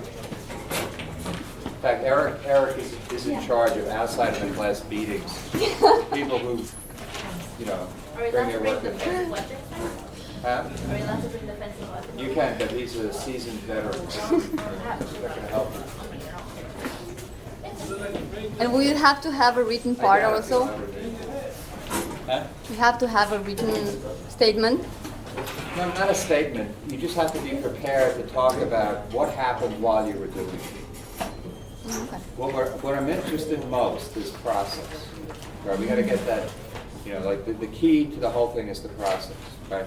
If the work of art, if the thing that you do, no matter what it is, you know, in order for it to be the best that you could possibly have it, it has to be totally meaningful, completely honest on your part. All right? Is there anything off limits when it comes to material? Like I don't think so. Well, I mean, nothing disgusting, really. I mean, you know, you don't want things to stick to you and whatever. You know, really nothing is off limits, you know, depending on how you do it. And I have another question about the journal thing. Is it the same thing as that you said that we're gonna take notes in class? Is the same thing, or you want something else? Yeah, I as want your journal? notes in the journal, too. Okay. That's it. You don't actually have to use the lines on the thing. That's pretty much for the first day. On the other hand, you can keep it in, like, for each week you can write various things. What if there's not much notes? Much what? Notes In what, your book? Yeah. Then you didn't listen to me. Because it says right on the first page of the syllabus, take copious notes. That means a lot. Oh, so you have a separate book, so what difference? I just want people to write things down, because like we're going to run through about 15 artists here, and you're going to want to write down their names because you're going to want to, on your own time, look at them more slowly. Right? Remember, one of the things about being an artist is you should have absolutely no bones whatsoever about stealing ideas from other people. All right? Picasso was a tremendous thief. People wouldn't let him in his studio because they were afraid that he would copy their idea and then they would see it in his paintings and he'd get credit for it because he's Picasso. So on the other hand, like in the years that I've taught, this is why teaching is such a great thing, even though you really can't teach art. But I've gotten many ideas from students, many. So I'm always looking for ideas too. I give credit where credit is due. And students have gotten ideas from me. Like Oleg has made a career out of like one thing I told her. I said, "Have you ever crocheted with rope?" And she said, "No." And then the next thing you know, she's like world famous, crocheting trains and stuff. Yes. So each piece has to be wrapped and then they have to be formed into a sculpture? Not necessarily. No, they have to be tied together or put together in some way. I'm going to show you, I meant to do it this week, but I couldn't find my pop riveter. Does anybody know what a pop riveter is? It's this cheap little device. You make a hole, like in metal, for example, and you drill a hole, or if you're going to use, like, say, cardboard or something else that you can just kind of bore a hole in, you do that. And then this pop riveter is a thing, it looks like a plier of sorts. And you put this little pop rivet in it, which looks like a German World War II hand grenade. And you stick it through the hole, you squeeze it, and what it does is it pulls the thing and it makes like, just like clamps it together. Right? And they're unbelievably strong. And they're really simple and they're really cheap. We might even have one upstairs, in which case you can use it. But I also wanted to talk about adhesives. The reason I had epoxy up here is because epoxy is a terrific material. How many people have used epoxy before? Probably some of them. and on different things, not on paintings or on artwork. No, you can use it on paintings too. But like epoxy is a two-part glue. It has the epoxy glue, which is a plastic, and then another plasticky material that's a catalyst. And it doesn't begin to set. And like almost all plastics and things set with heat. Sometimes you can make these set faster just by heating it. But you mix them together. And there's lots of different kinds of epoxy. There's 5-minute epoxy, 20-minute epoxy, 4-hour epoxy, 20-hour epoxy. The longer it takes to cure, the stronger it is. The shorter amount of time that it takes, the more brittle it is. Right? So it'll work. But if you bang it on something, it may crack. I mean, the glue itself may crack. But then if the glue is older, then it's more resilient and stronger. But you can glue anything to anything with epoxy. So you can glue glass and metal to wood or to each other. Whereas like Elmer's glue and various wood glues are good for porous materials like wood, like cloth, like paper. Yes. Yeah, they're on a break. Oh, they are on a break? They can't. That's not a break. Yeah, we are. I'll be right back.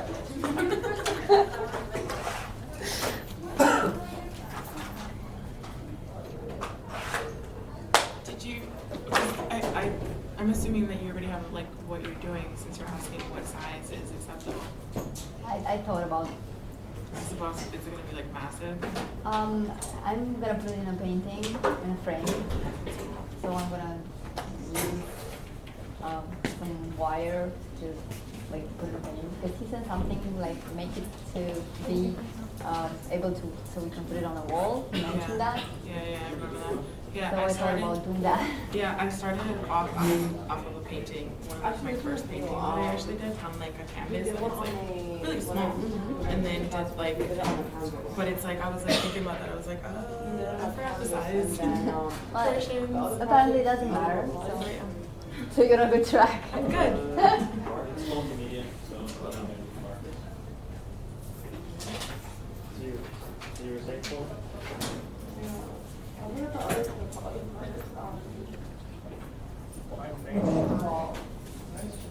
Well, two of them had to be on a canvas. But it was just written materials on it.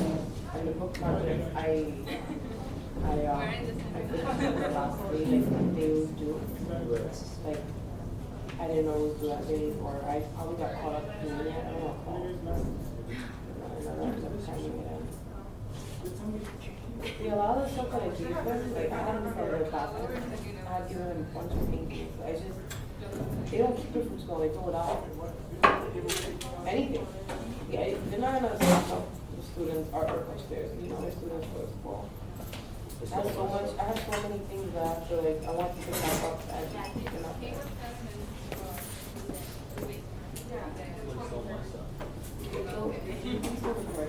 Yes, it's still recording.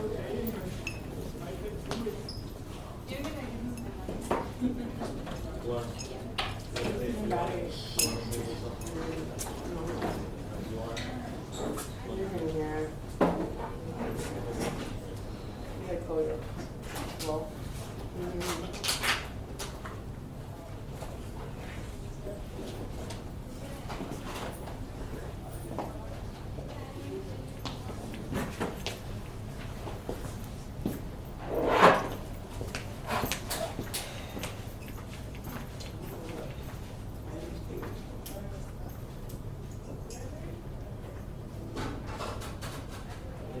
Procrastinate for the last moment. Don't do that, I'm telling you. You're gonna sit there and do this the whole time. And that itself is gonna take fun. And then you're like, oh, I can handle sorry. Too much. I'm finishing my turn. Shut up. I didn't know it was gonna look like that. Like, you can't even see the objects. I can't finish without any objects.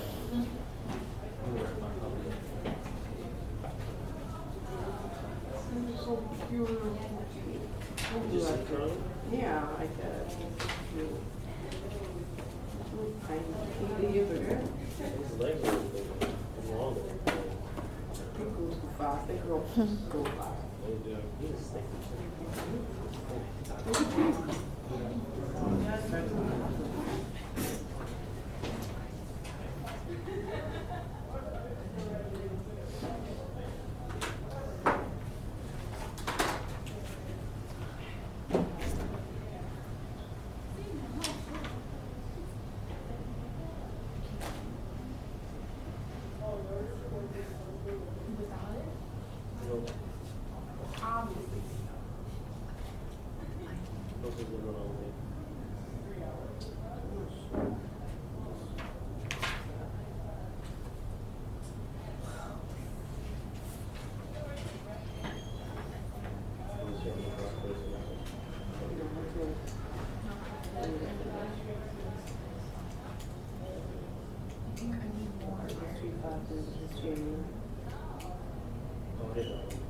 Yeah, I like it. It's really. What do you have it with? He looks like Mr. Right, but with white hair. White hair? Mm. Crazy. You put so much work into it. Come here, right? Do you have a book? No, I don't play. Shit, I just ordered it. No, you know how much I bought it for? Nice dress, guys. Just gonna ask him what the job. No. Every. Do you see what you're doing? But, yeah, it's a lot of work. A lot of work. You can't do a presentation on here, like, it's fun though, I learned a lot of that. Yeah, it's crazy though, it's so much work, you can't even keep up with it. Yeah, he's like, oh, I have to do a syllabus. He still has not done a syllabus yet. I'm like, yo, you're You should go to his office. His office is like filled with books. But I respect him, you know, he's really nice. If somebody cracked on him the first day, I'm like, yo, you're not. But he doesn't really like get it. Like, I feel like the older you are, the wiser you are, you know? You can't disrespect people. That's just my opinion. 4. How many pages? He's already not to do You all back? You are back? I'm back. We never left. How can you do it? Must be those vegetables. Must be.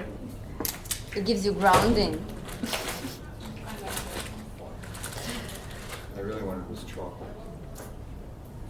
What? Dark chocolate. Oh, that's nice. But it has to be. Actually, I had a piece of I had this dark chocolate that burned this morning. In case I got hungry. I got hungry immediately, so I had to eat it. And it was dark chocolate and almonds.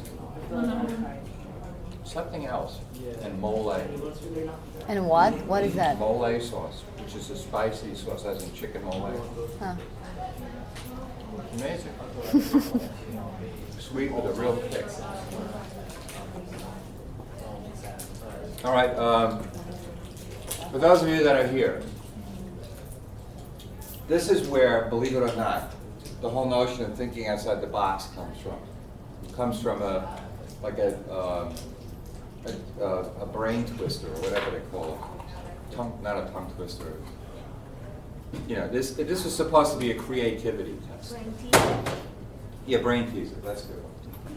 The idea is to use 4 lines, 4 straight lines that touch continuously, and go through all of the dots in this box. All right? So the idea is if you stay inside the box, 1, 2, 3, 4, there is no way that it can be done. You cannot do it. Right? No matter how you go. You go this way, 2, 3, 4. That stays 1, 2, 3. 2 of them. Right? 1, 2, 3, 4. This one. So the idea is that the only way you can do it is to go like this. So the idea is that the creative person thinks outside the box. And so as long as you stay stuck to the box, you can't do it. And so ever since then, it's become the darling of the higher-ups to say, think outside the box, even though they are the furthest from thinking outside of the box of anything I've ever seen. All right, we're going to talk about 3 things. Art brut. Actually, 2 things. Which is outsider art.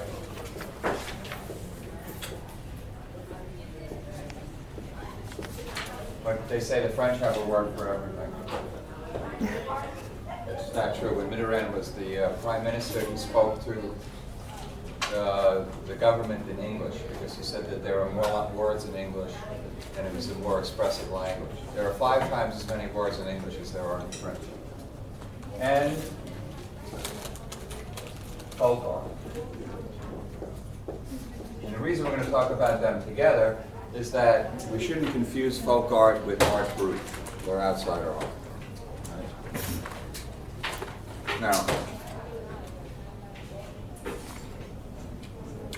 I mentioned briefly art brut last week. What does it mean? What is an outsider artist? Artists that were not trained academically. Not trained, did you say? Academically. In art? In art, yeah. No? No. No? I don't know. Well, that sounds pretty good. What else? What's another possibility? I mean, Matisse didn't go to art school. Well, he did. Well, he was considered a naive. He did, but he what do you say? He said he's not. He doesn't like it. But he started. Thanks to you. No. This is all almost one pattern. What did it say? Naive. In fact, the French had a word for that one. It was naif with an F. For Matisse. And Rousseau. Henry as opposed to Theodore. So what are the conditions for being an outsider artist? Right? Outsider implies outside of society or outside of social and or cultural norms. Right? So basically they're people that don't fit. Like people that work for the post office. That's a joke because my brother-in-law works for the post office. But oddly enough, a lot of outsider artists actually did work for the post office. So it's kind of humorous in a way. And we'll look at one of them. The Postman Cheval was one, and James Hampton was another. They both worked for the Postal Service. Other artists tend to work in civil service jobs, and then like clerks or token takers or whatever, this kind of thing, for years, and then they retire, and then they suddenly have this bolt of lightning strikes them, like Ariane, and then they decide to do art. I'm so sorry, but I have an announcement for all those of you who are not in Pathways and are fine art majors and are last semester or almost None of last these semester. people should be in Pathways. Whoa, well, okay, anyway. You do not have to take HUP 107, okay? Which is? Go Art to, philosophy. Philosophy of? Art. Art. Go and get a wave from Michael, okay? Oh, okay. You do not have to take that class. Oh, okay. That is final. Actually, request a waiver from Arthur, not Who's Michael. gonna send them to Michael? No, he should. No, he's going to. Trust He me. has to do the waiver, Oh, trust me. and Michael has to okay it. Don't argue, okay? Don't argue with me. I'm not arguing. He's gonna send them to Michael because we already spoke about this like half an hour ago. But tell him that Arthur sent you. All right. Right. See you Thursday. Okay. On the other hand, philosophy of art's not a bad course. It was originally called aesthetics, which is the study of beauty. All right. So outsiders, those are like people. Those are more like naive artists. Those that worked for many years, functioned in society, and then either retired or whatever reason decided to, paint their house in tar and stick aluminum foil all over it and make a giant Garden of Eden. All right. So those are, you could call them naive. Right? Or art brut is a better term because it covers all of that. So they're not just outsiders. Right? Now, outsider art refers to the art of the so-called insane, the art of people who have been, like, say, imprisoned for many years, or the art of people in concentration camps. I'm going to pass this book around. Does that name sound familiar, Terezin? No. During World War II, the Nazis, as you know, had concentration camps and death camps. Terezin was one of them. It was a concentration camp, but it was a concentration camp that was designed for show. So whenever there was like a Red Cross mission to see what was going on in these camps, they would send them to Terezin. So this was a camp where the Jews that were incarcerated, the Jews and everybody else, gypsies, homosexuals, anyone that was not blonde-haired, blue-eyed Nazi ended up here. Not here, but in one of the camps. So here they were allowed to do art. They were allowed to, they had slightly better food. They wore slightly better clothes. They had an orchestra, a lot of musicians. So they sent a lot of artists and musicians and people like that to this camp so that it would look good when the Red Cross came. Everyone was happy. They were playing music, etc. And then after the Red Cross left, they would, like the orchestra, for example, used to have to relearn the tunes that they played each time because after the Red Cross came, then the Nazis would just pack them on a train and send them to Auschwitz where they'd be killed. And so they'd have to train a new orchestra. Right? So this is just part of that whole insidious thing, and there's a lot of art in here. So all the people and the instruments, what's that? they're gonna be killed anyways. Well, I mean, no, it's worse than that. It's like they're given hope that things aren't going to be so bad, but then Turns out that they are. So some of the art in here was done by untrained artists, right? Therefore, so they weren't trained in any technical things, but the heart was there, and so the work has punch. And then, of course, what it depicts is terrifying. Now, can you think of an incident in the 1970s where a similar thing, well, no, you can't, actually. But I can. During the 1970s, the mid-70s, there was Cambodia, and there was Pol Pot. Does anybody know about that or remember Pol Pot? How can I remember that? Pol Pot was educated in the West, was an intellectual, and then decided he became like the leader, the Führer or whatever, of Cambodia, and then decided that all intellectuals and educated people had to die. And so if you wore glasses, you were considered an intellectual and you were killed. Sorry. And there are many instances of children actually murdering their parents, you know, and relatives and stuff like that. And the idea was he was moving everybody out of the cities, out of the urban centers, and into the countryside, where they would retrain and become part of the new, going back to the old agrarian society where they just farmed and grew stuff like that, to get away from the urban decadence of the West. This is what everybody invokes when they decide that they're going to invade, like say the Ukraine, for example, you know, to change everybody's mind so that they don't become polluted by the horrors and the indulgences of the West. Now, I think last week I must have mentioned the Entartenta Kunst show. Does that sound familiar? Yeah. Right. And that was to show the weakness of, you know, the West and their perverted, twisted head, et cetera, whatever. Believe me, he had no idea how twisted we could get. But in any event, so people who are incarcerated, you know, people who've been spent their lives in mental institutions or whatever, or get hit by lightning, or you know, suddenly they no longer function in, you know. Some people can get by; they can live in absolute squalor and horror, but still function. But they tend to, sometimes they'll do art and weird stuff like that. Did anybody watch The True Detective? No, you asked us before. I tell you, the art in that show, the stuff, the sort of satanic devil sculptures that are made. I mean, talk about wrapped projects, are amazing. You know, and whoever did the art for the art director, whoever did the stuff was like very, very thorough, very, very interesting. So somebody who's outside is not influenced by the art world, is not influenced by Money. famous artists, doesn't know anything about them, you know, or if they did, wouldn't give a damn.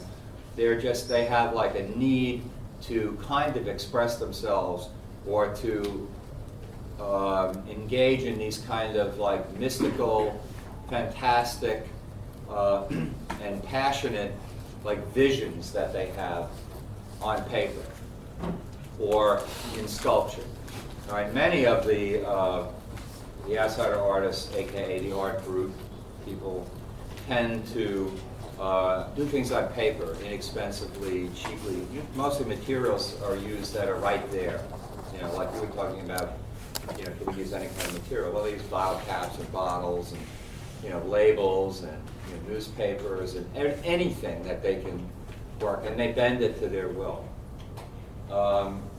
And they tend to be obsessive, so like they repeat things over and over again, like rapping.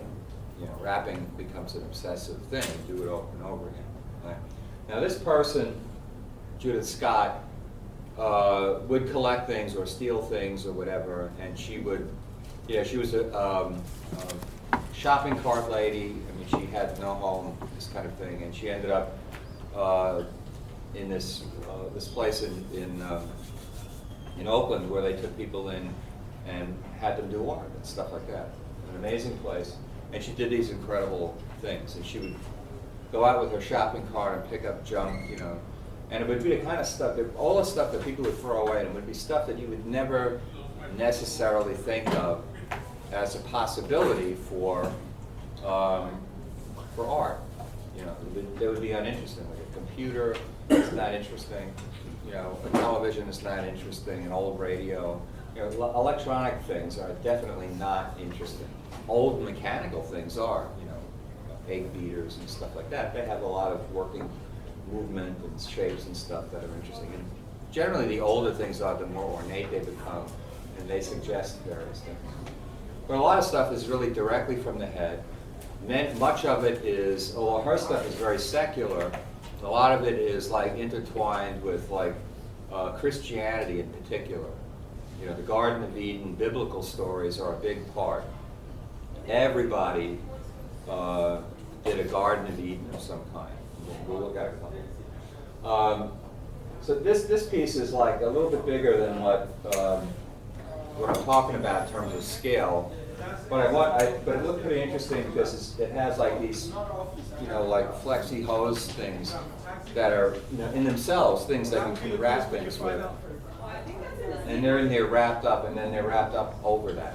And she uses like multicolored stuff. So she introduces color into what she's doing by using multicolored, wool or twine or whatever.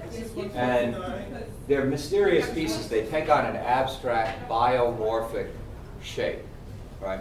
So the shapes are abstract, but they refer to organic things, like rounded egg shapes, sort of flowing organic things. And she just kind of does that, And you never know what's in them, so there's always this element of mystery, like what the hell is in these things, And it gives them its shape. It's like our skeleton. I mean, our skeleton is what gives us our shape, along with muscles and fat and things like that. But generally, when you see, speaking of the Holocaust again, when you see piles and piles of skeletons, or Pol Pot killed several million of his own people in big death piles, everybody looks the same. The skeletons are pretty much the same.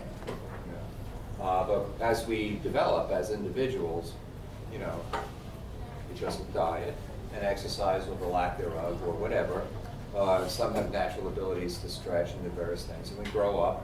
And some of us are, become extremely neurotic and suffer from, the pressures of life, and others have become more expansive and have a problem. And others are just quiet and still have, this kind of thing. And so we develop in different ways. And so this art is like from that straight to the paper. There's no training in between. There's no, you should do this, you should do that. It's like direct. And so it becomes like incredibly powerful, because it's extremely meaningful to the individual that did it. Even though they'll do one and then forget about it and do another one. But when they're working on it, it's like the most important thing of all.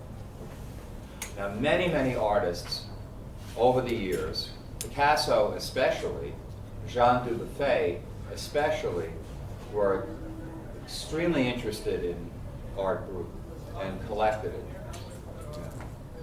So a lot of Picasso's abstraction is not just cubist in an academic sense coming from Cézanne, but it's more fanciful and even more bizarre than a cubist idea because he was interested in the so-called art of the insane or whatever. All right. So Judith Scott is one. This looks like a pretty nifty piece.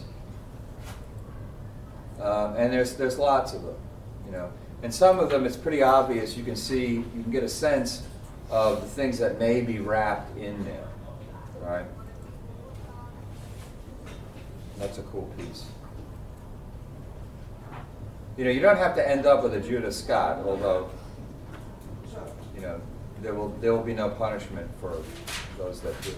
But what I like is how obsessive they are and how much effort and energy she places on them. A lot of yarn. A lot. I mean, she put a lot of hours into these things. But then again, like that became her identity.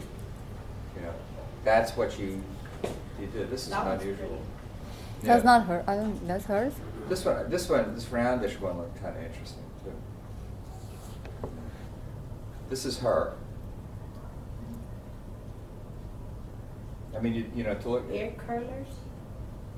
These? Yeah. I don't know, they look like giant maggots. They could be anything. They're probably polyethylene or polystyrene tubes. She probably found a whole mess in And after a while, she became pretty much well known. This is a great photograph of her here. You know, and like her hugging her piece is not so different from wrapping it. You know, like she's wrapping the piece with herself. You know? So I mean, these are really meaningful, and she developed quite a reputation. And her works were sold for thousands of dollars, and so eventually, like people began like just giving her materials to work with. You know, I mean, to have something of yours in one of her sculptures was pretty cool.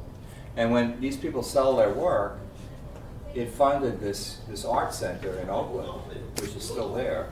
And so they're independent, like they don't need money from, you know, other sources. Government. Huh? Government. Government, yes.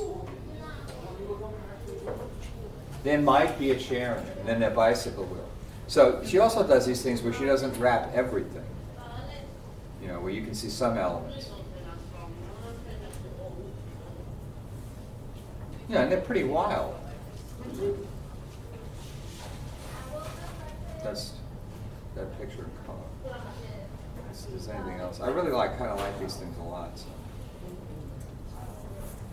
That's pretty wild. To be hanging in a church too.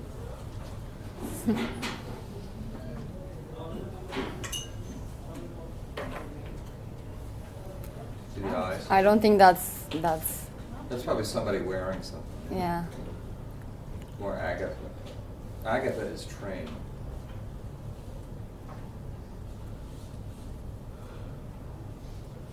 See stuff like this with the wheels. That's supposed to Extra credit for rolling. Can? Could be.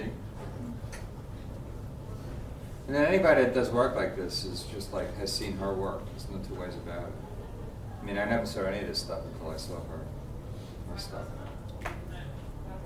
Like this is probably not by her.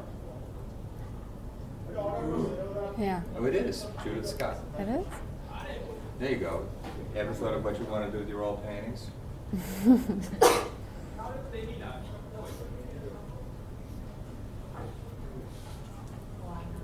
So there's a lot of ideas here.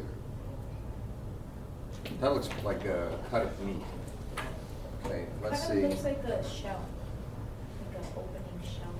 Yeah, that's what I mean by the biomorphic. They remind us of everything.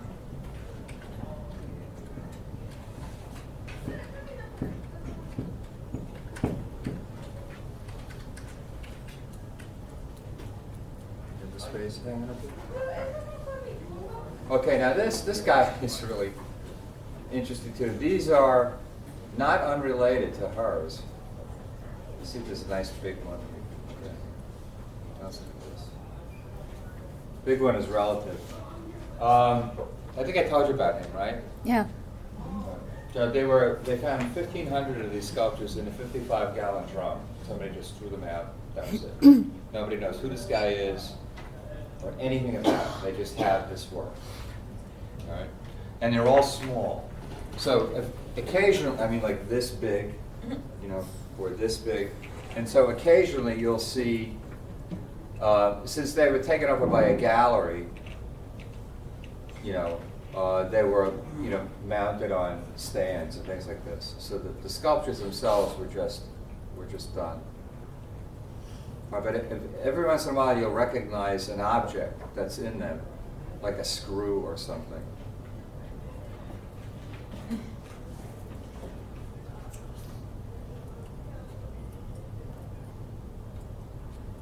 Or like this, all right? So here's like a ballpoint pen, you know, so and a nail. So that gives you a sense of the scale. They're tiny. But they're amazing. I mean, that's very Judith Scott. So this guy could have been anybody. Could have been a mechanic or somebody or an electrician who had all this stuff, you know, and made all these sculptures. And then died, and as typical, his landlord threw them out. Here's a watch face here. Another nail. They're pretty amazing, actually.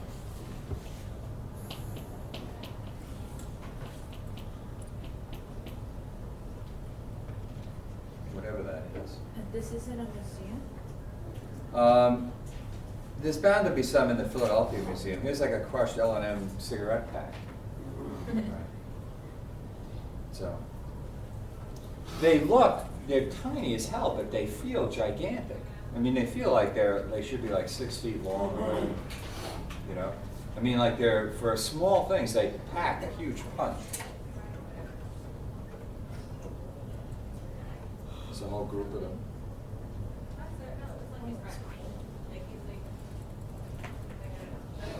And you can research them further, of course, and find out as much as you can about them, which is not much. Another nail, so you get a sense of the scale.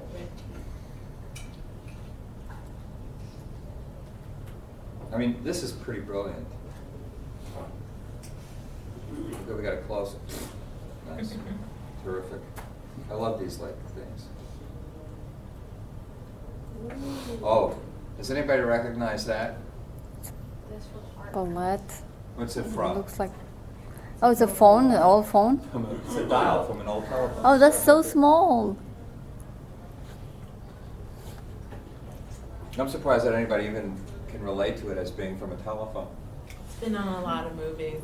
Well, yeah, you have to be a movie. Okay, so this one is probably, it looks like pennies stuck in here. Chips.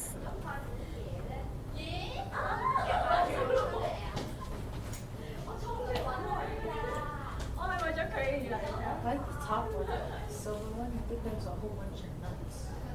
Nuts and bolts. This one here? Up above here? Yeah.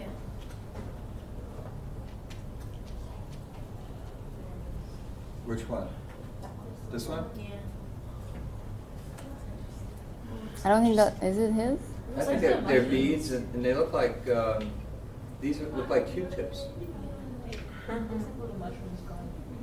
All right. I mean, if anything, like the so-called outsider artist really lets you know that you can make art out of anything. Like it doesn't have to be made out of like corrugated titanium. A baseball. This is a gigantic piece by comparison.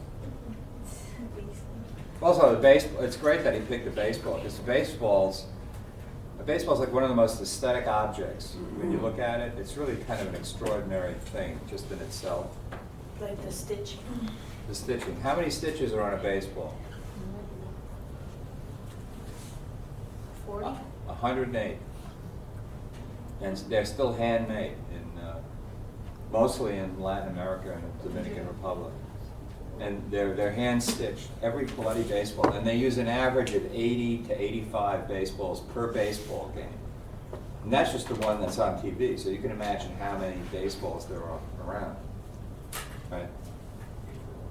And no one has been able to develop a machine that can make them.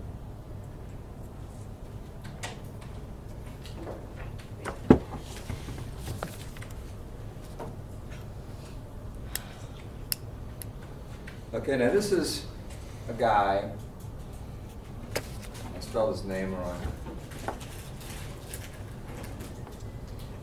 but this is him, Simon Rodia.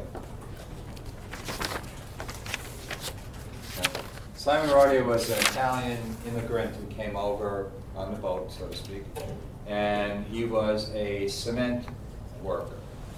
And so he worked for many years building buildings and working on construction, bridges and stuff like that, and he lived in this little house. And in his spare time, which was like when he was off, he began covering his house with cement and sticking things to it and building things. So he created this thing called Rodia's Towers. And, oh, stop. This is what they look like. How high are those? Maybe 4 stories, 5 stories high. And they're very colorful. Is a better picture. All right, so you get a sense of the scale. All right. Now there's like rebar and bent steel and all of that. Nothing is welded. They're all wired together. Wow. So when they cross, he wired them, right? Which is a technique that concrete workers use. When you see them building a road in the street, and they have all that rebar in the road, they're going this way and that way, if you look at them, they're all wired together. And then they pour the concrete on them, so it's very strong. And I told you about the 10,000-pound derrick that tried to lift it up, and it lifted the derrick off the ground, because the city tried to screw them up. Those are little ones. And then underneath, and then he uses plates, broken glass, broken, a lot of ceramics and stuff to add color, which are the kinds of the kinds of materials. Here he is working on it when he was younger, climbing up. He used to let kids in the neighborhood climb up on it too. And this is like one part where he's got all of these like bits and pieces from various things. There's a little museum. It looks like tile. Yeah, broken, but they're all broken. And this is like they cover with concrete, and then he has the ceramics stuck into it. I'm trying to see where the boat is. Boat? Yeah, he did a boat that was inside it. It's also inside it. This is like just like an opening. It's not a doorway, right? It's just from the outside. The whole thing is surrounded with this wall that he built, which was like a fence that he covered with all this stuff. So people don't damage it or something? So people don't damage it or something? No, it's very interesting. You would think, given how we are. But I'll show you something, and we'll explore that a little further. Because it's an interesting. Look at how big that is. Anyway, it's like it's on a block that's like triangular. And here's like one of those panels. And this is, of course, like one of the favorite elements of outsider artists. Yeah, they use bottles for the color and the they use them for like. A lot of like the glass bottle, the bottom of the glass. Yeah, it's like stained glass almost.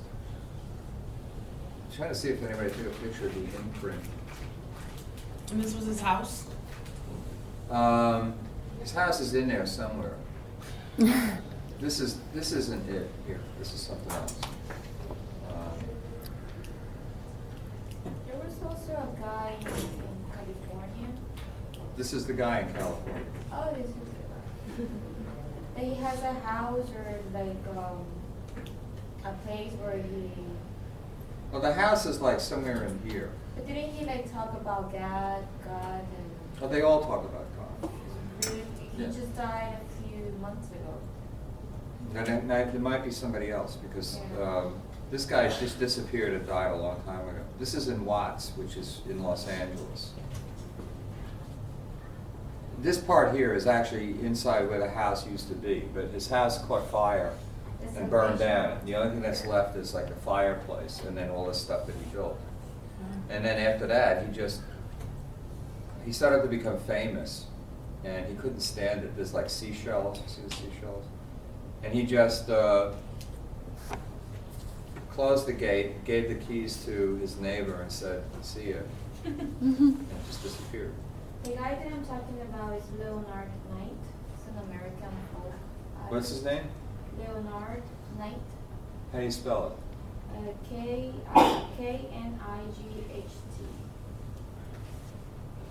I think the place is called Salvation Mountain. What did I do wrong? Simon Rodian. Simon Rodian, man. That's wrong.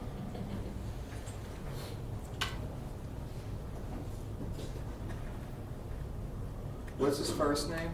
Leonard. Leonard? Leonard. Knight, K-N-I-G-H-T? Yeah.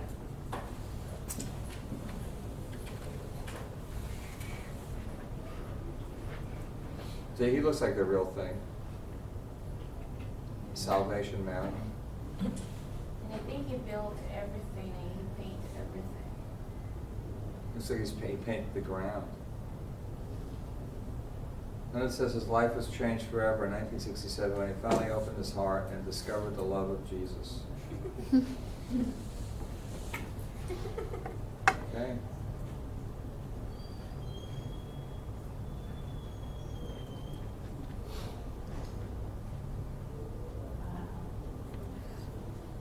funky looking dude.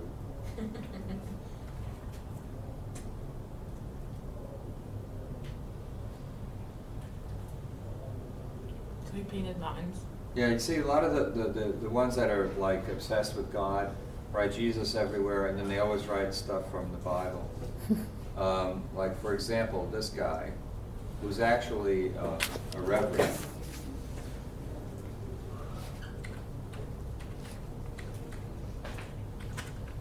I swear this is really his name, the Reverend Finster.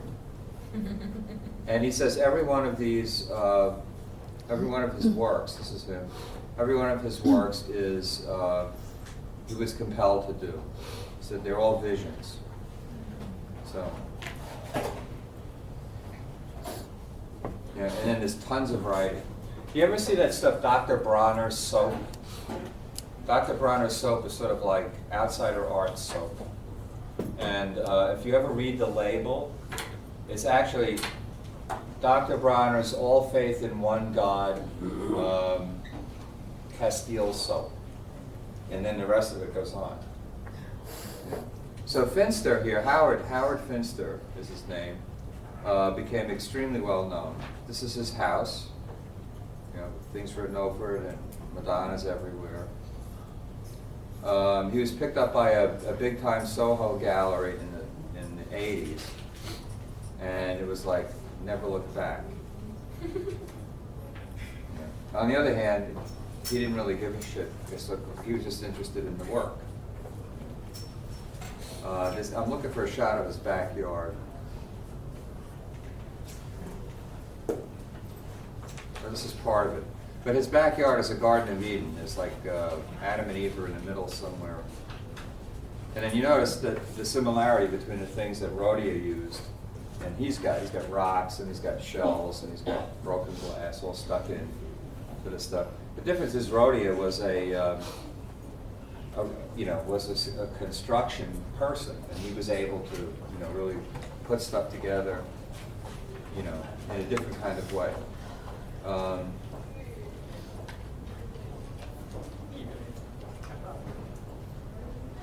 That's a cool picture. It's an angel. All right, here's a section of his garden. But if you've ever been in like old, small Catholic churches like in Spain or in Europe, you'll see walls like this that have all kinds of shit hanging off them, like arms and hands and little prayers. And they were all blessed, people who had leg injuries and arm injuries, like their wives or their husbands or their girlfriends or boyfriends or sisters or brothers would come and put like an artificial arm on the wall and light a candle and all this kind of stuff. And you find the wall covered with these things. So, they're actually used probably as part of the liturgy.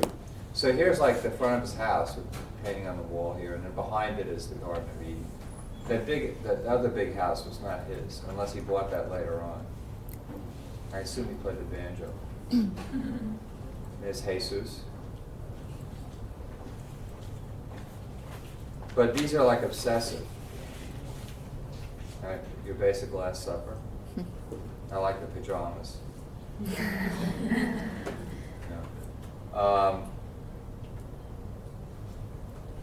And if you think he's obsessive in terms of writing, check this one out.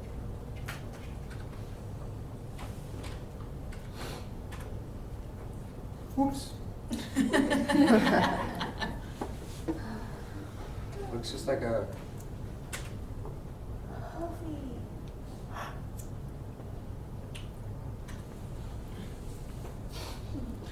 wolf spider images. I wonder how many different things we could get. Lilith, no. Why am I having so much trouble? Wolfie.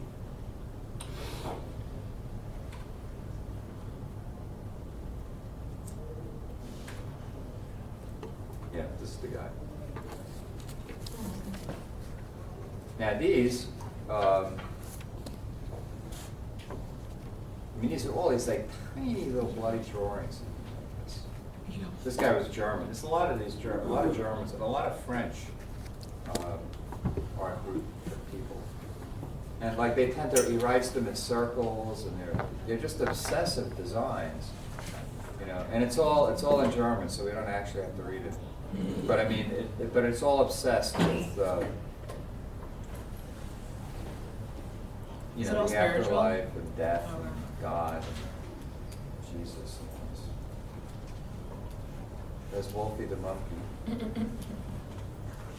It's gotta be a good one. Now these surfaces, now you notice in just about every single case, except maybe perhaps the sculptures, but any of the works on paper or on canvas or whatever, every square inch is covered with something. Right? Now psychologists call that a plenum, which means that the paper becomes like important, if not sacred, and becomes like a power in itself, and it has to be controlled. And the only way to control the paper is to cover every square inch of it. Now the Kwakiutl or Tlingit, Northwest Coast American Indians, also believe that everything has to be covered. Now you're familiar actually with the Kwakiutl and Tlingit stuff if you're familiar with the Seattle Seahawks, the football team. Yeah. The bird that they have on their helmet is a thunderbird. It's a Kwakiutl image. All right, the Wolfie things though here are, you know, he's got music in them and his writing, and then his people, this could be the Pope or whatever.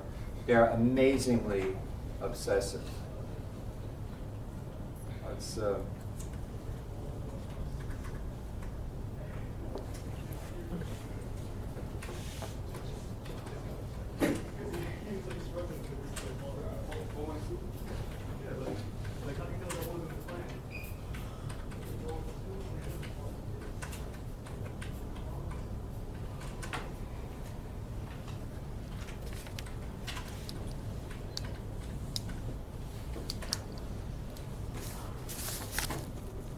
see how familiar this is? All right. Much of this is probably contemporary. These are like plans for it. But when the work is in situ, that is, that it's on something, it covers the whole thing.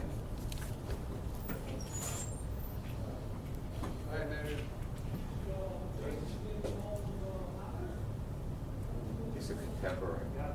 The older stuff is good. The sculptures are here like this, where every space is controlled. See that? There's a shape everywhere, whether it's an abstract form or something else. The Brooklyn Museum has a huge collection of this stuff. Here's one like on a plate.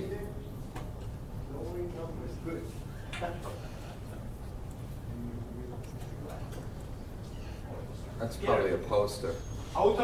But it's probably a poster of an actual thing. Oh, that's good. They get smaller and smaller as you cook. Right, this is sort of like a Thunderbird. Some of the masks are amazing because they open. There'll be a face and then it'll open and there'll be a bird's head inside. They're really amazing. Now this is not art brut. This is not outsider art. This is folk art.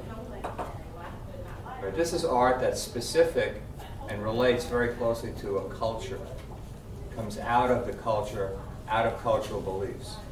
So one of the interesting things about folk art is it pretty much always looks the same, but can be done by many, many different people. You know, the thing that I like to talk about when I'm talking about folk art is the Japanese sword, but I'm not going to go into that at the moment because that's way too complicated. There's other things I want you to see. Meanwhile,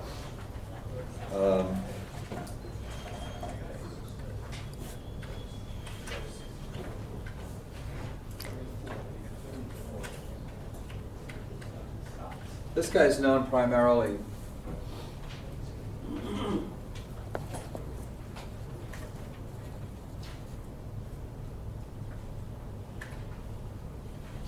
this guy is known primarily for this house that he built. There's a big picture of it. No, this is in black and white. All right, this was built in Woodstock, New York, much to the neighbors' chagrin, because Woodstock is, of course, people that have a lot of money, sort of like the Hamptons. And he made it from junk, mostly from old doors, door frames, but also windows. And you could actually walk through it. It's built into the side of a mountain. And he actually has windows in it that he can like open and close to make you walk in different directions. Right. Although this piece no longer exists because it mysteriously burned down. All right, so here it is in autumn. And you can see it's like gazillions of windows. It's a pretty amazing bloody thing. He spent like years and years working on this. I hope there's some details of, see this tree? This tree, well, this tree, this tree, this tree, this tree are all covered with aluminum foil. They're all squeezed around the branches. And he used tar a lot. He was a big one. He was a big tar guy. You know, and so with tar, you can stick bottles and bottle caps. This is not his.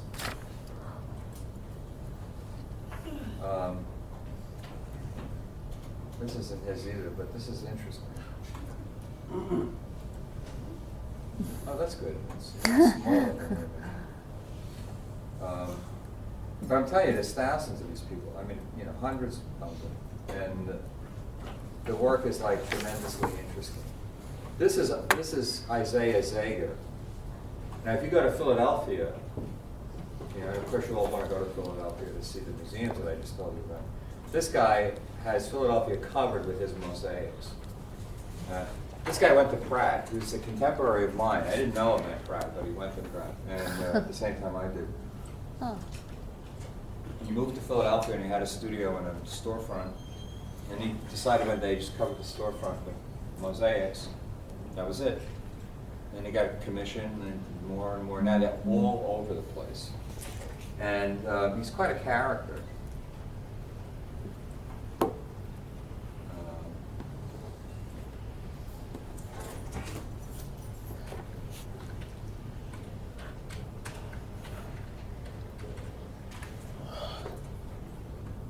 There's a film made about him.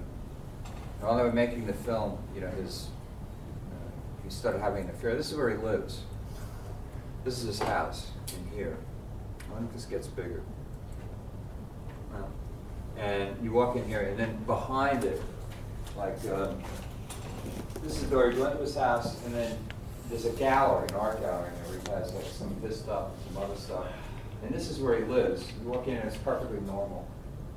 You know, it's like everything's fine. But everything else, like outside, you know, if you go around here, there's like, you know, like stairways and all this kind of ramps and all this kind of stuff. And lots of bottles. And this guy was really not so much an outsider artist, but someone who learned to know a good thing and basically took what, you know, the Reverend Fenster and Judith Scott and all these other people, you know, Simon Rodier were doing because of the vision. You know, he made them into a sculptural form. So these are very smart, and so they're assembled in a way that they're not going to fall apart. And they're, you know, the bottles again here, plates sticking out. You know. And he's using materials that he knows are unique to outsider artists, but he turned it into a commercial success too. I wonder if this gets any bigger. Yeah, so this is his house. We just looked down this road here. Then there's stairways in here, and there's all this stuff around the tree. The tree is really restful. And then this whole building is done here. Mosaics on the outside. This is what he's mostly known for. With his own stuff like this, he gets really rodeo-like.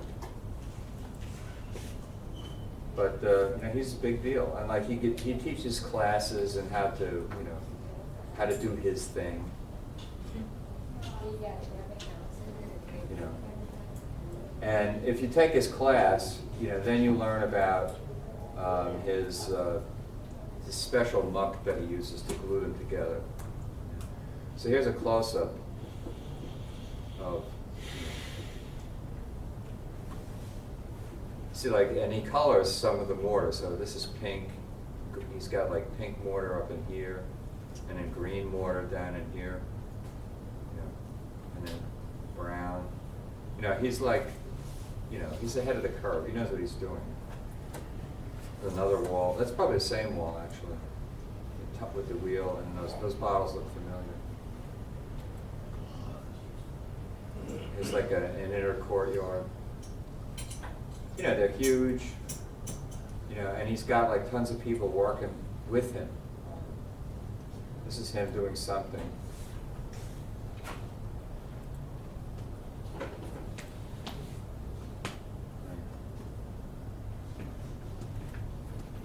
But there must be like 30 or 40 of them in Philadelphia. And you can't miss them. I mean, once you hit the neighborhood, and like this is probably a commission. You know, somebody commissioned him to do the front of their house, and so he did that. Now I'll show you something else.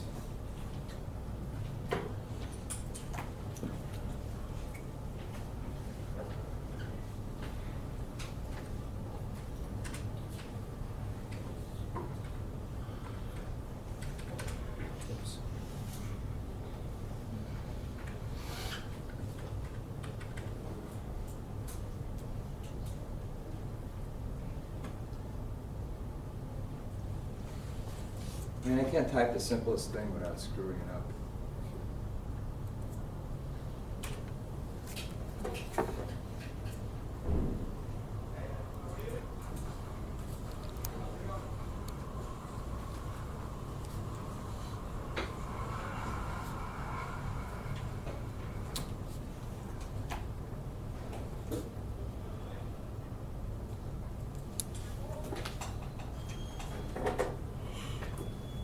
Some of you may have actually seen this house if you live in Brooklyn and you go down Wyckoff Street.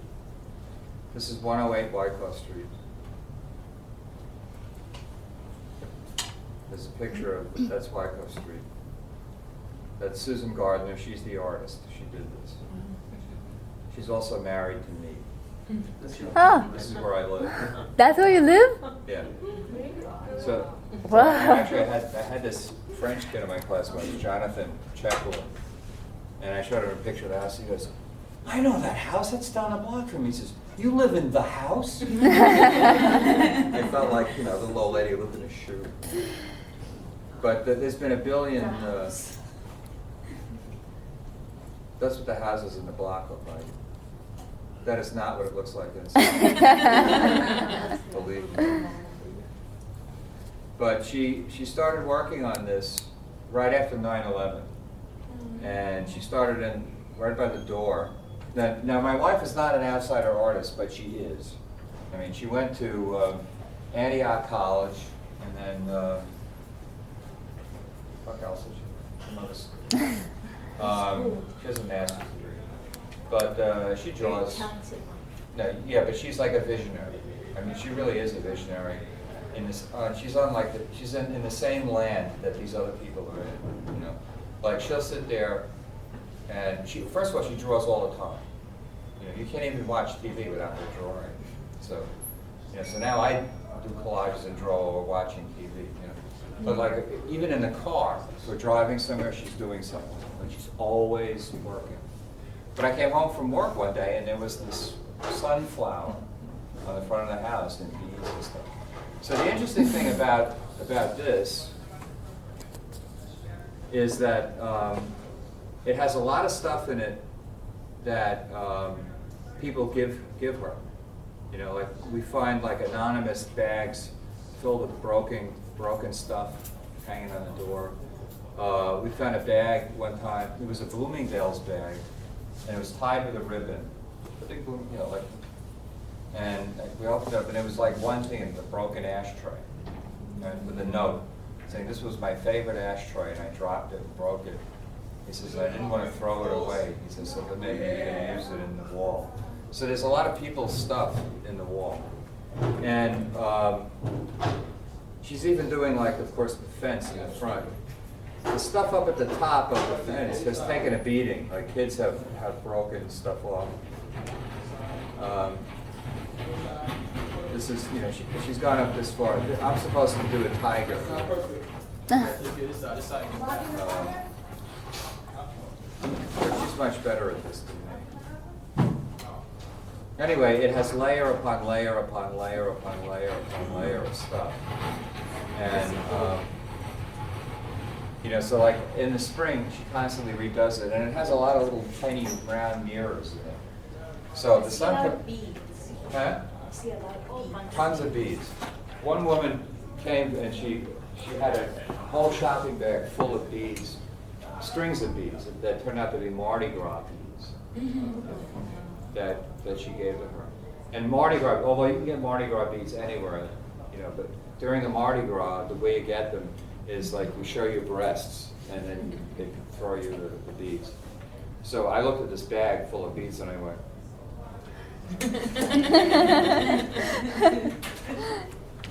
so she started it as a reaction, and it says, you can't really see it here, but somewhere in here it says celebrate life. And so it was supposed to be, that's sort of her, it's sort of like a self-portrait of her in there. That's not hers. Yeah, and on the fence had a lot of delicate stuff, like the butterfly and stuff like that, and this bug. But they, little kids take them. Actually, like, she caught a little old lady actually breaking a thing off it. And she said, "You ought to be ashamed of yourself." So here's her, and then there's two people dancing, and then this is like on the ground by the step. A lot of these come up, but she has to constantly put new ones down. So it's like a perpetual thing. She's working on it for like 10 years. And her paintings are in the same genre. You know, like the gorilla, the pig, the wombat. She didn't do that. She did do the wombat. It's tiny though. So like, Those two? huh? She did those two, the wombat? The wombat, the pig, the armadillo. Wow. Yeah, so those are hanging inside the Is house. that a ferret? This is a ferret, yeah. This is a portrait of a ferret we used to have that she did. He was pretty cool, actually. What was his A little, Buki, name? short for Bucephalus. And who is Bucephalus in history? That's cool. That was the name of Alexander the Great's horse. I had one too, and I died. Well, this guy, we actually was pretty weird. We got it from we met some guy in a rest area on the Long Island Expressway. And so we got it long before they were like legal. And he was a little rough around the edges. This whale in here was actually done by Lenka Curtin, who's teaches here now, but was a student of mine. And she did an internship working with my wife, and so she helped with the house. So she did the whale. That's cool. She was my professor. Really? All right, so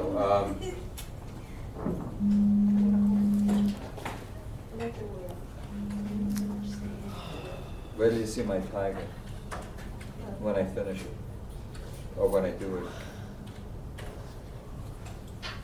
All right, now, meanwhile, back in France, this was the postman Cheval, and of course he worked as a postman, delivering things. And then on the weekends and at night, he worked on this goddamn gigantic castle made out of cement and everything else. And again, he using the same materials, things glued together. You know. Was he rock? Was he what? Rock? Yeah, he's got stones. He's got a lot of stuff. This one's a little bit like a. Have you ever seen a drip? You ever make a drip castle if you're at the beach? It always reminded me of a drift castle. That's cool. Like this. You go around the back. That's like something you it's like underwater and you brought it back to the surface. Yeah, yeah. Like the Titanic looks like that. Have you seen the Titanic? The recent picture? Well, I haven't been down there. No. They brought pictures of it, Oh, yes. and it looks like that. Like it has the. Are you stuff kidding? like Do you that. know Gary Volo upstairs in the art department? Curly-haired guy, grouchy in the room in the back. Talk to him about the Titanic sometime. He's like probably the world's expert on it. He even had Titanic on his license plate. And he only took it off because it starts with a T and ends with a C. And people were constantly hailing him. They thought It was TLC. like a gypsy cab. He said, I had to get rid of it. He says, I couldn't stand it. It roast me. These these three figures are sort of like caryatids, right? We all know what a caryatid is? It's Somebody said the vein. The vein. No, Sort but of. that's pretty good. I like that. Now, caryatids are columns, Oh. structural columns. It's a Greek thing, right? Like there's like a porch off the Parthenon that has caryatids holding the roof up. And so they're columns in the shape of a woman or women, plural, that hold up a structure. It's probably on that glossary that I left with you, under C. So this guy is pretty amazing. Also, now the postman Cheval. This is all he did. He spent like I don't know how many years doing this. What if it had like a crocodile?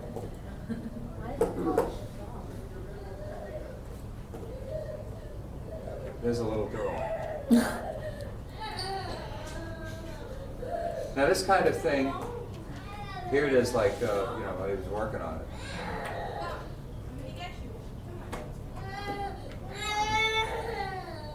Now when I mentioned of course that there are many artists are influenced.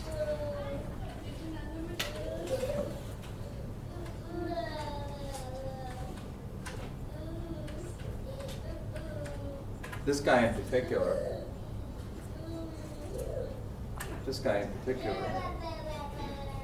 What happened to the rest of the work? When you're ready. Put on the bottom.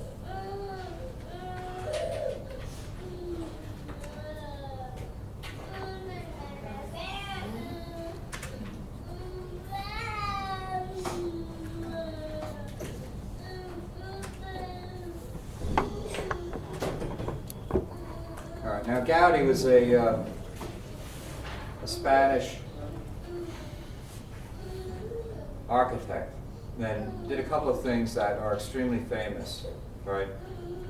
And people like Isaiah Zager owe him because he was doing this at the turn of the century.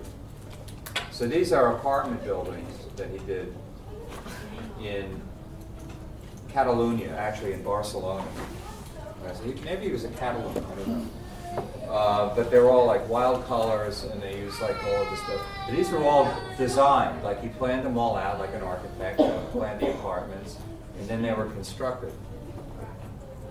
And so he uses tiles, and he uses, again, reinforced concrete, which was invented by the Romans, right? It was used first in the Pantheon, which is that big round thing that looks like a water tower. And this is from Park Gruel, which is this entire outdoor park he did. This lizard is amazing.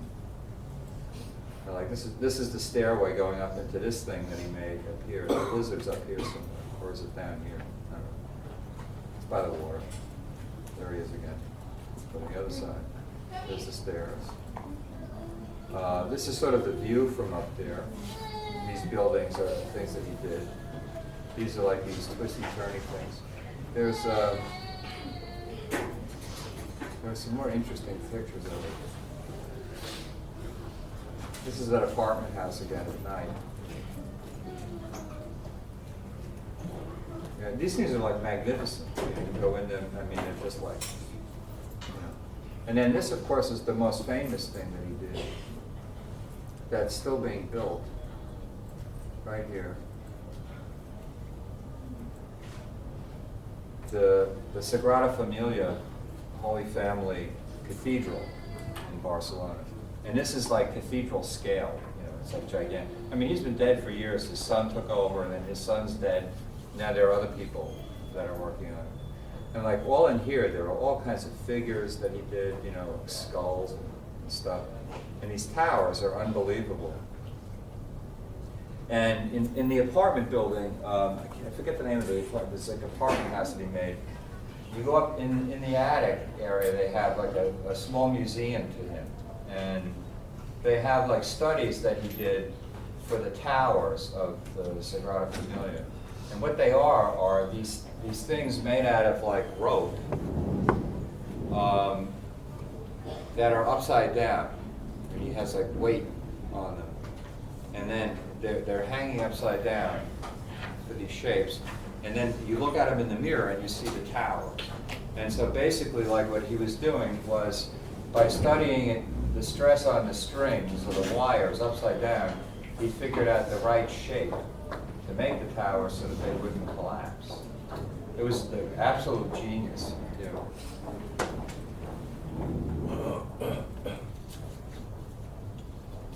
Yeah, these are like way up on the tower there. They look like big like grapes. And this is like all of this. This is his stuff looks like drip castles too, and all these strange figures in here. That's the colors of it that they're working on. Okay, some of the more cubist figures in it, I guess.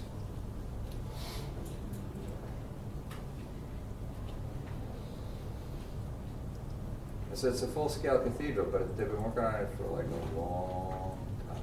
So did he like leave blueprints to what he wanted, or did his sons just decide?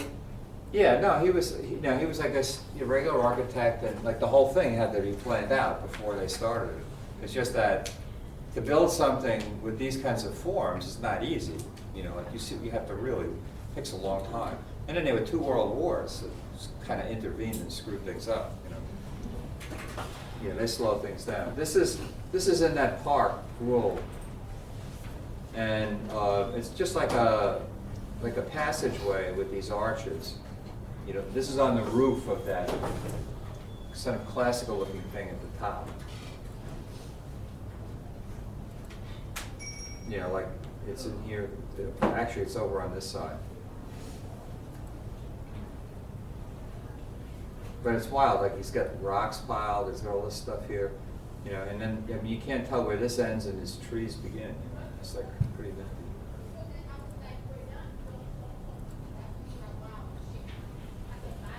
Now maybe that's how I should do my tiger. See what I mean? This is at the park also. This is like the administration building or the gift shop, depending. The top, the roof of this apartment building is like Sculpture World. It's like the most amazing thing in the world. This is like a stairway inside the apartment.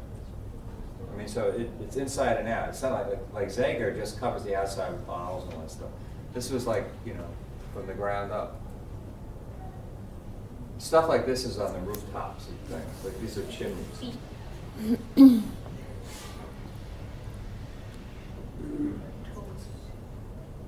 That's looking down the stairs. Nice spiral. Oh, this is the courtyard of the park of the. This is the apartment house. This is the inner courtyard. Really small. You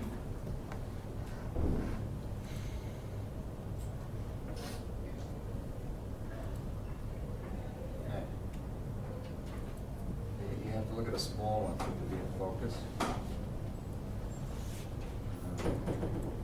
Oh, this is the roof.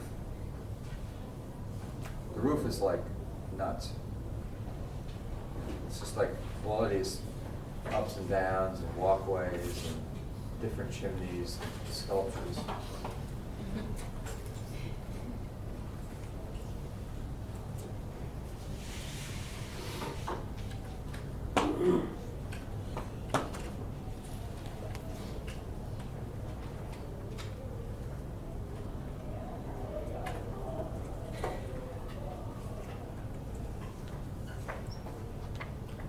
Okay, this is the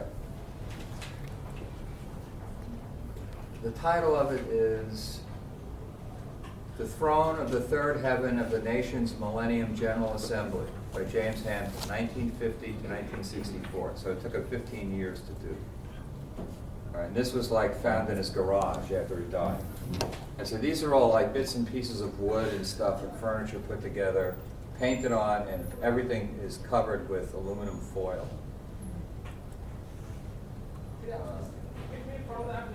How about an image that's in focus?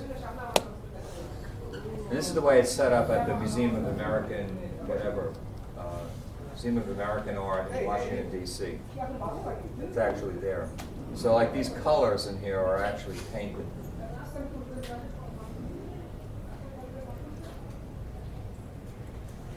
So he just like worked on it every night, you know. This is closer to what it actually looks like color-wise. You can really see the foil. Foiled again.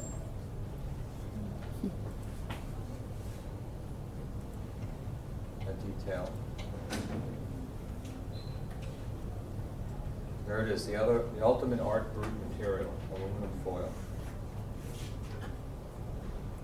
All you need is some aluminum foil, a broken bottle, and some tar, and you got it made.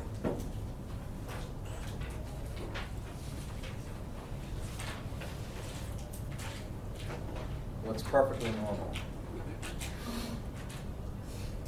This is detail. Not a big detail. Nope,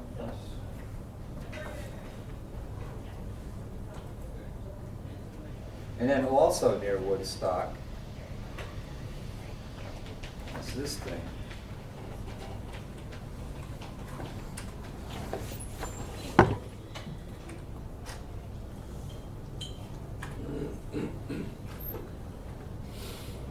Now this is by modern artist perspectives, this would be considered an earthwork. These are small. This is the sun, I think. Possibly him. I forget what his name is, the guy who did it. They're reconstructing it here, they're putting it together. He died. Here it is, the aerial view. And this is like, it's all like flagstone. The guy was a wall maker. Yeah, he made like flagstone walls and stuff. And you know, in his spare time, he just decided to like redo the landscape in the back of his house. You know, and so he did this, and then he was climbing up a hill with a bulldozer, and it fell over and killed him. He died when he was 70, driving a bulldozer. And at that point, it was done. I met his son once at a party many years ago, and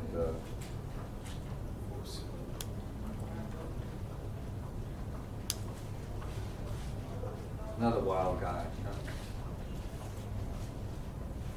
Looks like Charlton Heston. But you know, like these guys that make these walls are kind of amazing, the way they manage to fit everything together squarely. There's an artist whose work we're going to look at one point named Andy Goldsworthy, who did a sculpture at Storm King, which is basically a wall. It snakes through the forest, around trees, and all this. It goes right up to the highway and gradually slides down like this. And he employed like upstate wall makers to make it, and he was amazed at how they could make it so square, so perfect.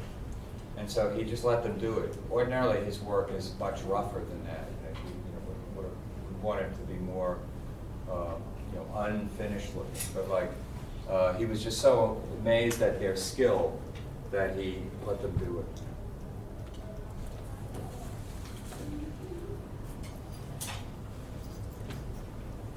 Yeah, looks like a fort. Did I get everybody what I thought? Henry Doherty, he was a child molester. There's no point in looking at that. Yeah, that's pretty much it. And then there's countless others. you know. Yeah, I'm about. You're probably not on my list, right? We still have 5 minutes. What we'll do next time is, I have to check the list to see if there's a film. I'll talk a little bit about folk art. Now, folk artists are different than fine artists. I mean, in the sense that folk artists tend to be highly skilled at what they do. All right? So you saw those Northwest American Indian paintings, like they were very skillfully done. But they could carve wood the same way. You know, 99% of African sculpture and oceanic sculpture, that is the art of like the islands, things like New Guinea and places like that. Those artists are like those artists, craftsmen are like the best carvers of all time. You know, they carve like these incredibly complex things that are at the Metropolitan Museum. These Asmat poles, out of that have figures and animals and all of this, out of a single piece of wood. You know, like right through and all of this in one piece, and it's just extraordinary. Now I put a few weird things on not Facebook, on Blackboard. Blackboard. Did you look through the interesting? Yeah, you put the London, you put the history of all things invented. Well, that's pretty interesting. You put the Art Brut also. And the London, like how the paintings the of paintings in London and the present. Well, I tend to find stuff that's interesting and even enlightening, so I tend to put those up. You put a Stone Age thing, Stonehenge. The Stonehenge. Yeah. Well, you know, the thing is, you can actually, from outer space, when they took photographs from outer space of that area, you can actually see where the stones were dragged across Salisbury Plain to that spot. So they know that they brought them down a river. You know, and they obviously didn't have the wheel. So they probably had like hundreds and hundreds of people pulling them.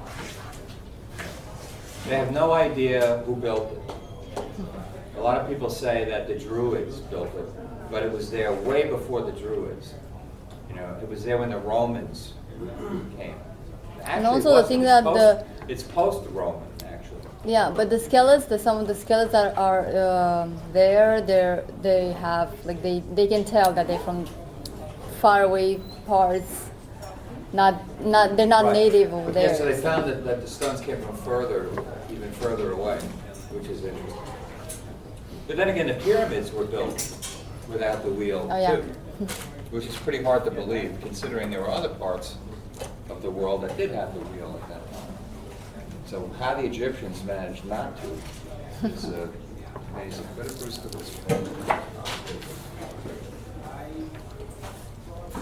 all right. So that should be at least moderately helpful in terms of understanding outsider art. You should look into it further because it's 50 times more interesting than I'm able to make it seem. You know, it's all individual. I'll show you some images of some. Oh, I meant to. Oh. This is. We have to do this.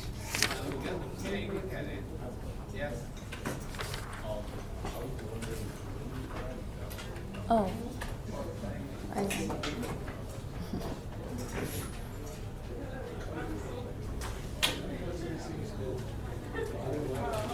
All right. Well, Arthur, like nobody has any flies on Arthur when it comes to rapt sculpture. So his stuff is worth seeing, and it's note the hair when he was younger. He tends to wire things together. He sees the wire or the wrapping as a way of holding things together. And he told me about the Philadelphia Wireman. I never heard of him until we talked.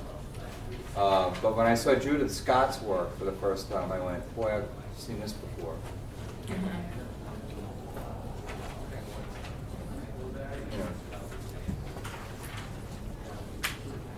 That's his wife, Lucy. Yeah, and his work is really interesting. But one of the things I really like about Arthur's work is that most people hate it, which means it's got to be good. Oh, and Alex was one of them. Who? Alex, who we were having a whole fight about, Arthur's work, and he was not considering that art.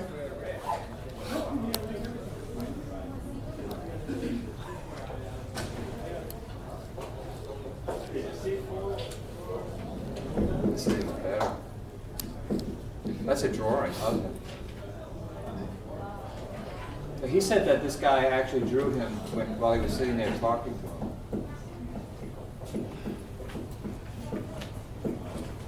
So, and he uses, he comes from a similar aesthetic. And he didn't know about Judith Scott. So, he was stunned when he saw that. So, it's interesting.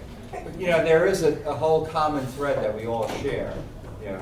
Remember Freud, not so much Freud, but Jung, Carl Jung, came up with the concept of the collective unconscious, that there's a part of all of us that we share.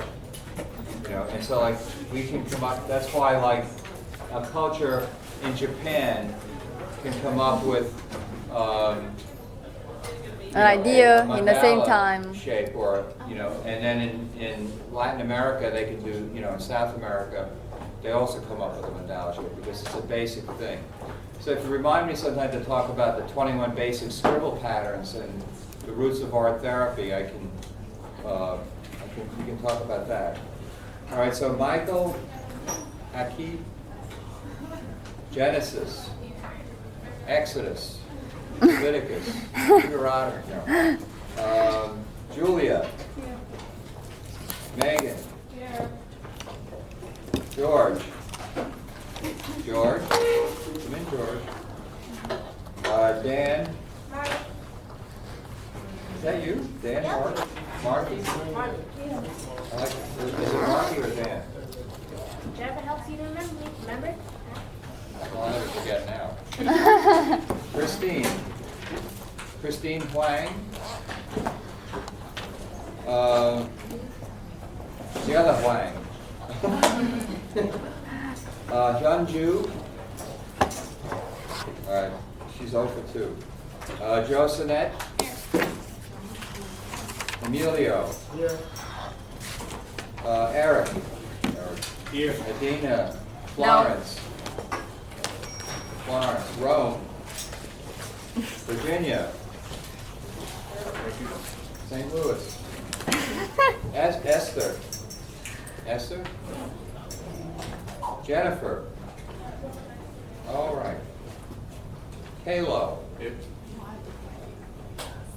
Jessica. Here. Where? You don't look anything like Jessica Velez that I knew in high school. Rachel. She's probably not even alive. Louise. Tearing. And Amrin. And Kim might be. Who? Karina with a C. And your last name? Are you my name? Ellie. Alright, so you were at Arthur's last time or you weren't? The other class. Okay, check Blackboard for other stuff, if there is, in the first assignment. And you can always check with her. She knows that.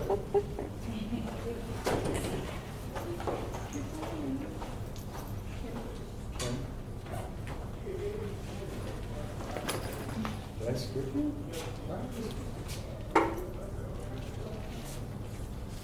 Your last name is Lee, right? L.I. who? Should I left you a while? I'm sorry.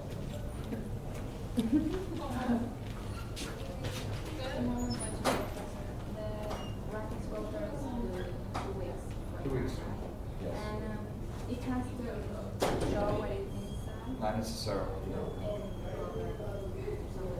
It just has to be Fed passed. That's the only requirement. I actually have a question about the meeting planning. You know how you have to do the 6 sketches? Do they have to use the entire paper, like 18 by 24? Or it can be like part of it? So I was a little confused about the size of it. Well, you should use the whole page. In fact, while you're here, you walk straight down this hallway. To, if you walk to the end, you'll hit your head. Yeah. But in the last stretch, past the men's room on the left wall, there are a series of charcoal drawings that were done for that problem. Oh, okay. Right, so check them out, and that's the size. And then you can also see a little bit of like some of the technique. So I wanted people to start them, but I wanted to try and get people to work on it in class. Okay. Because there's some schmutzy stuff I wanted you to experiment with. You can always ask her. I have a question again. Again? SBA is telling me again that my file is incomplete. What's missing? The stupid English proficiency demonstration.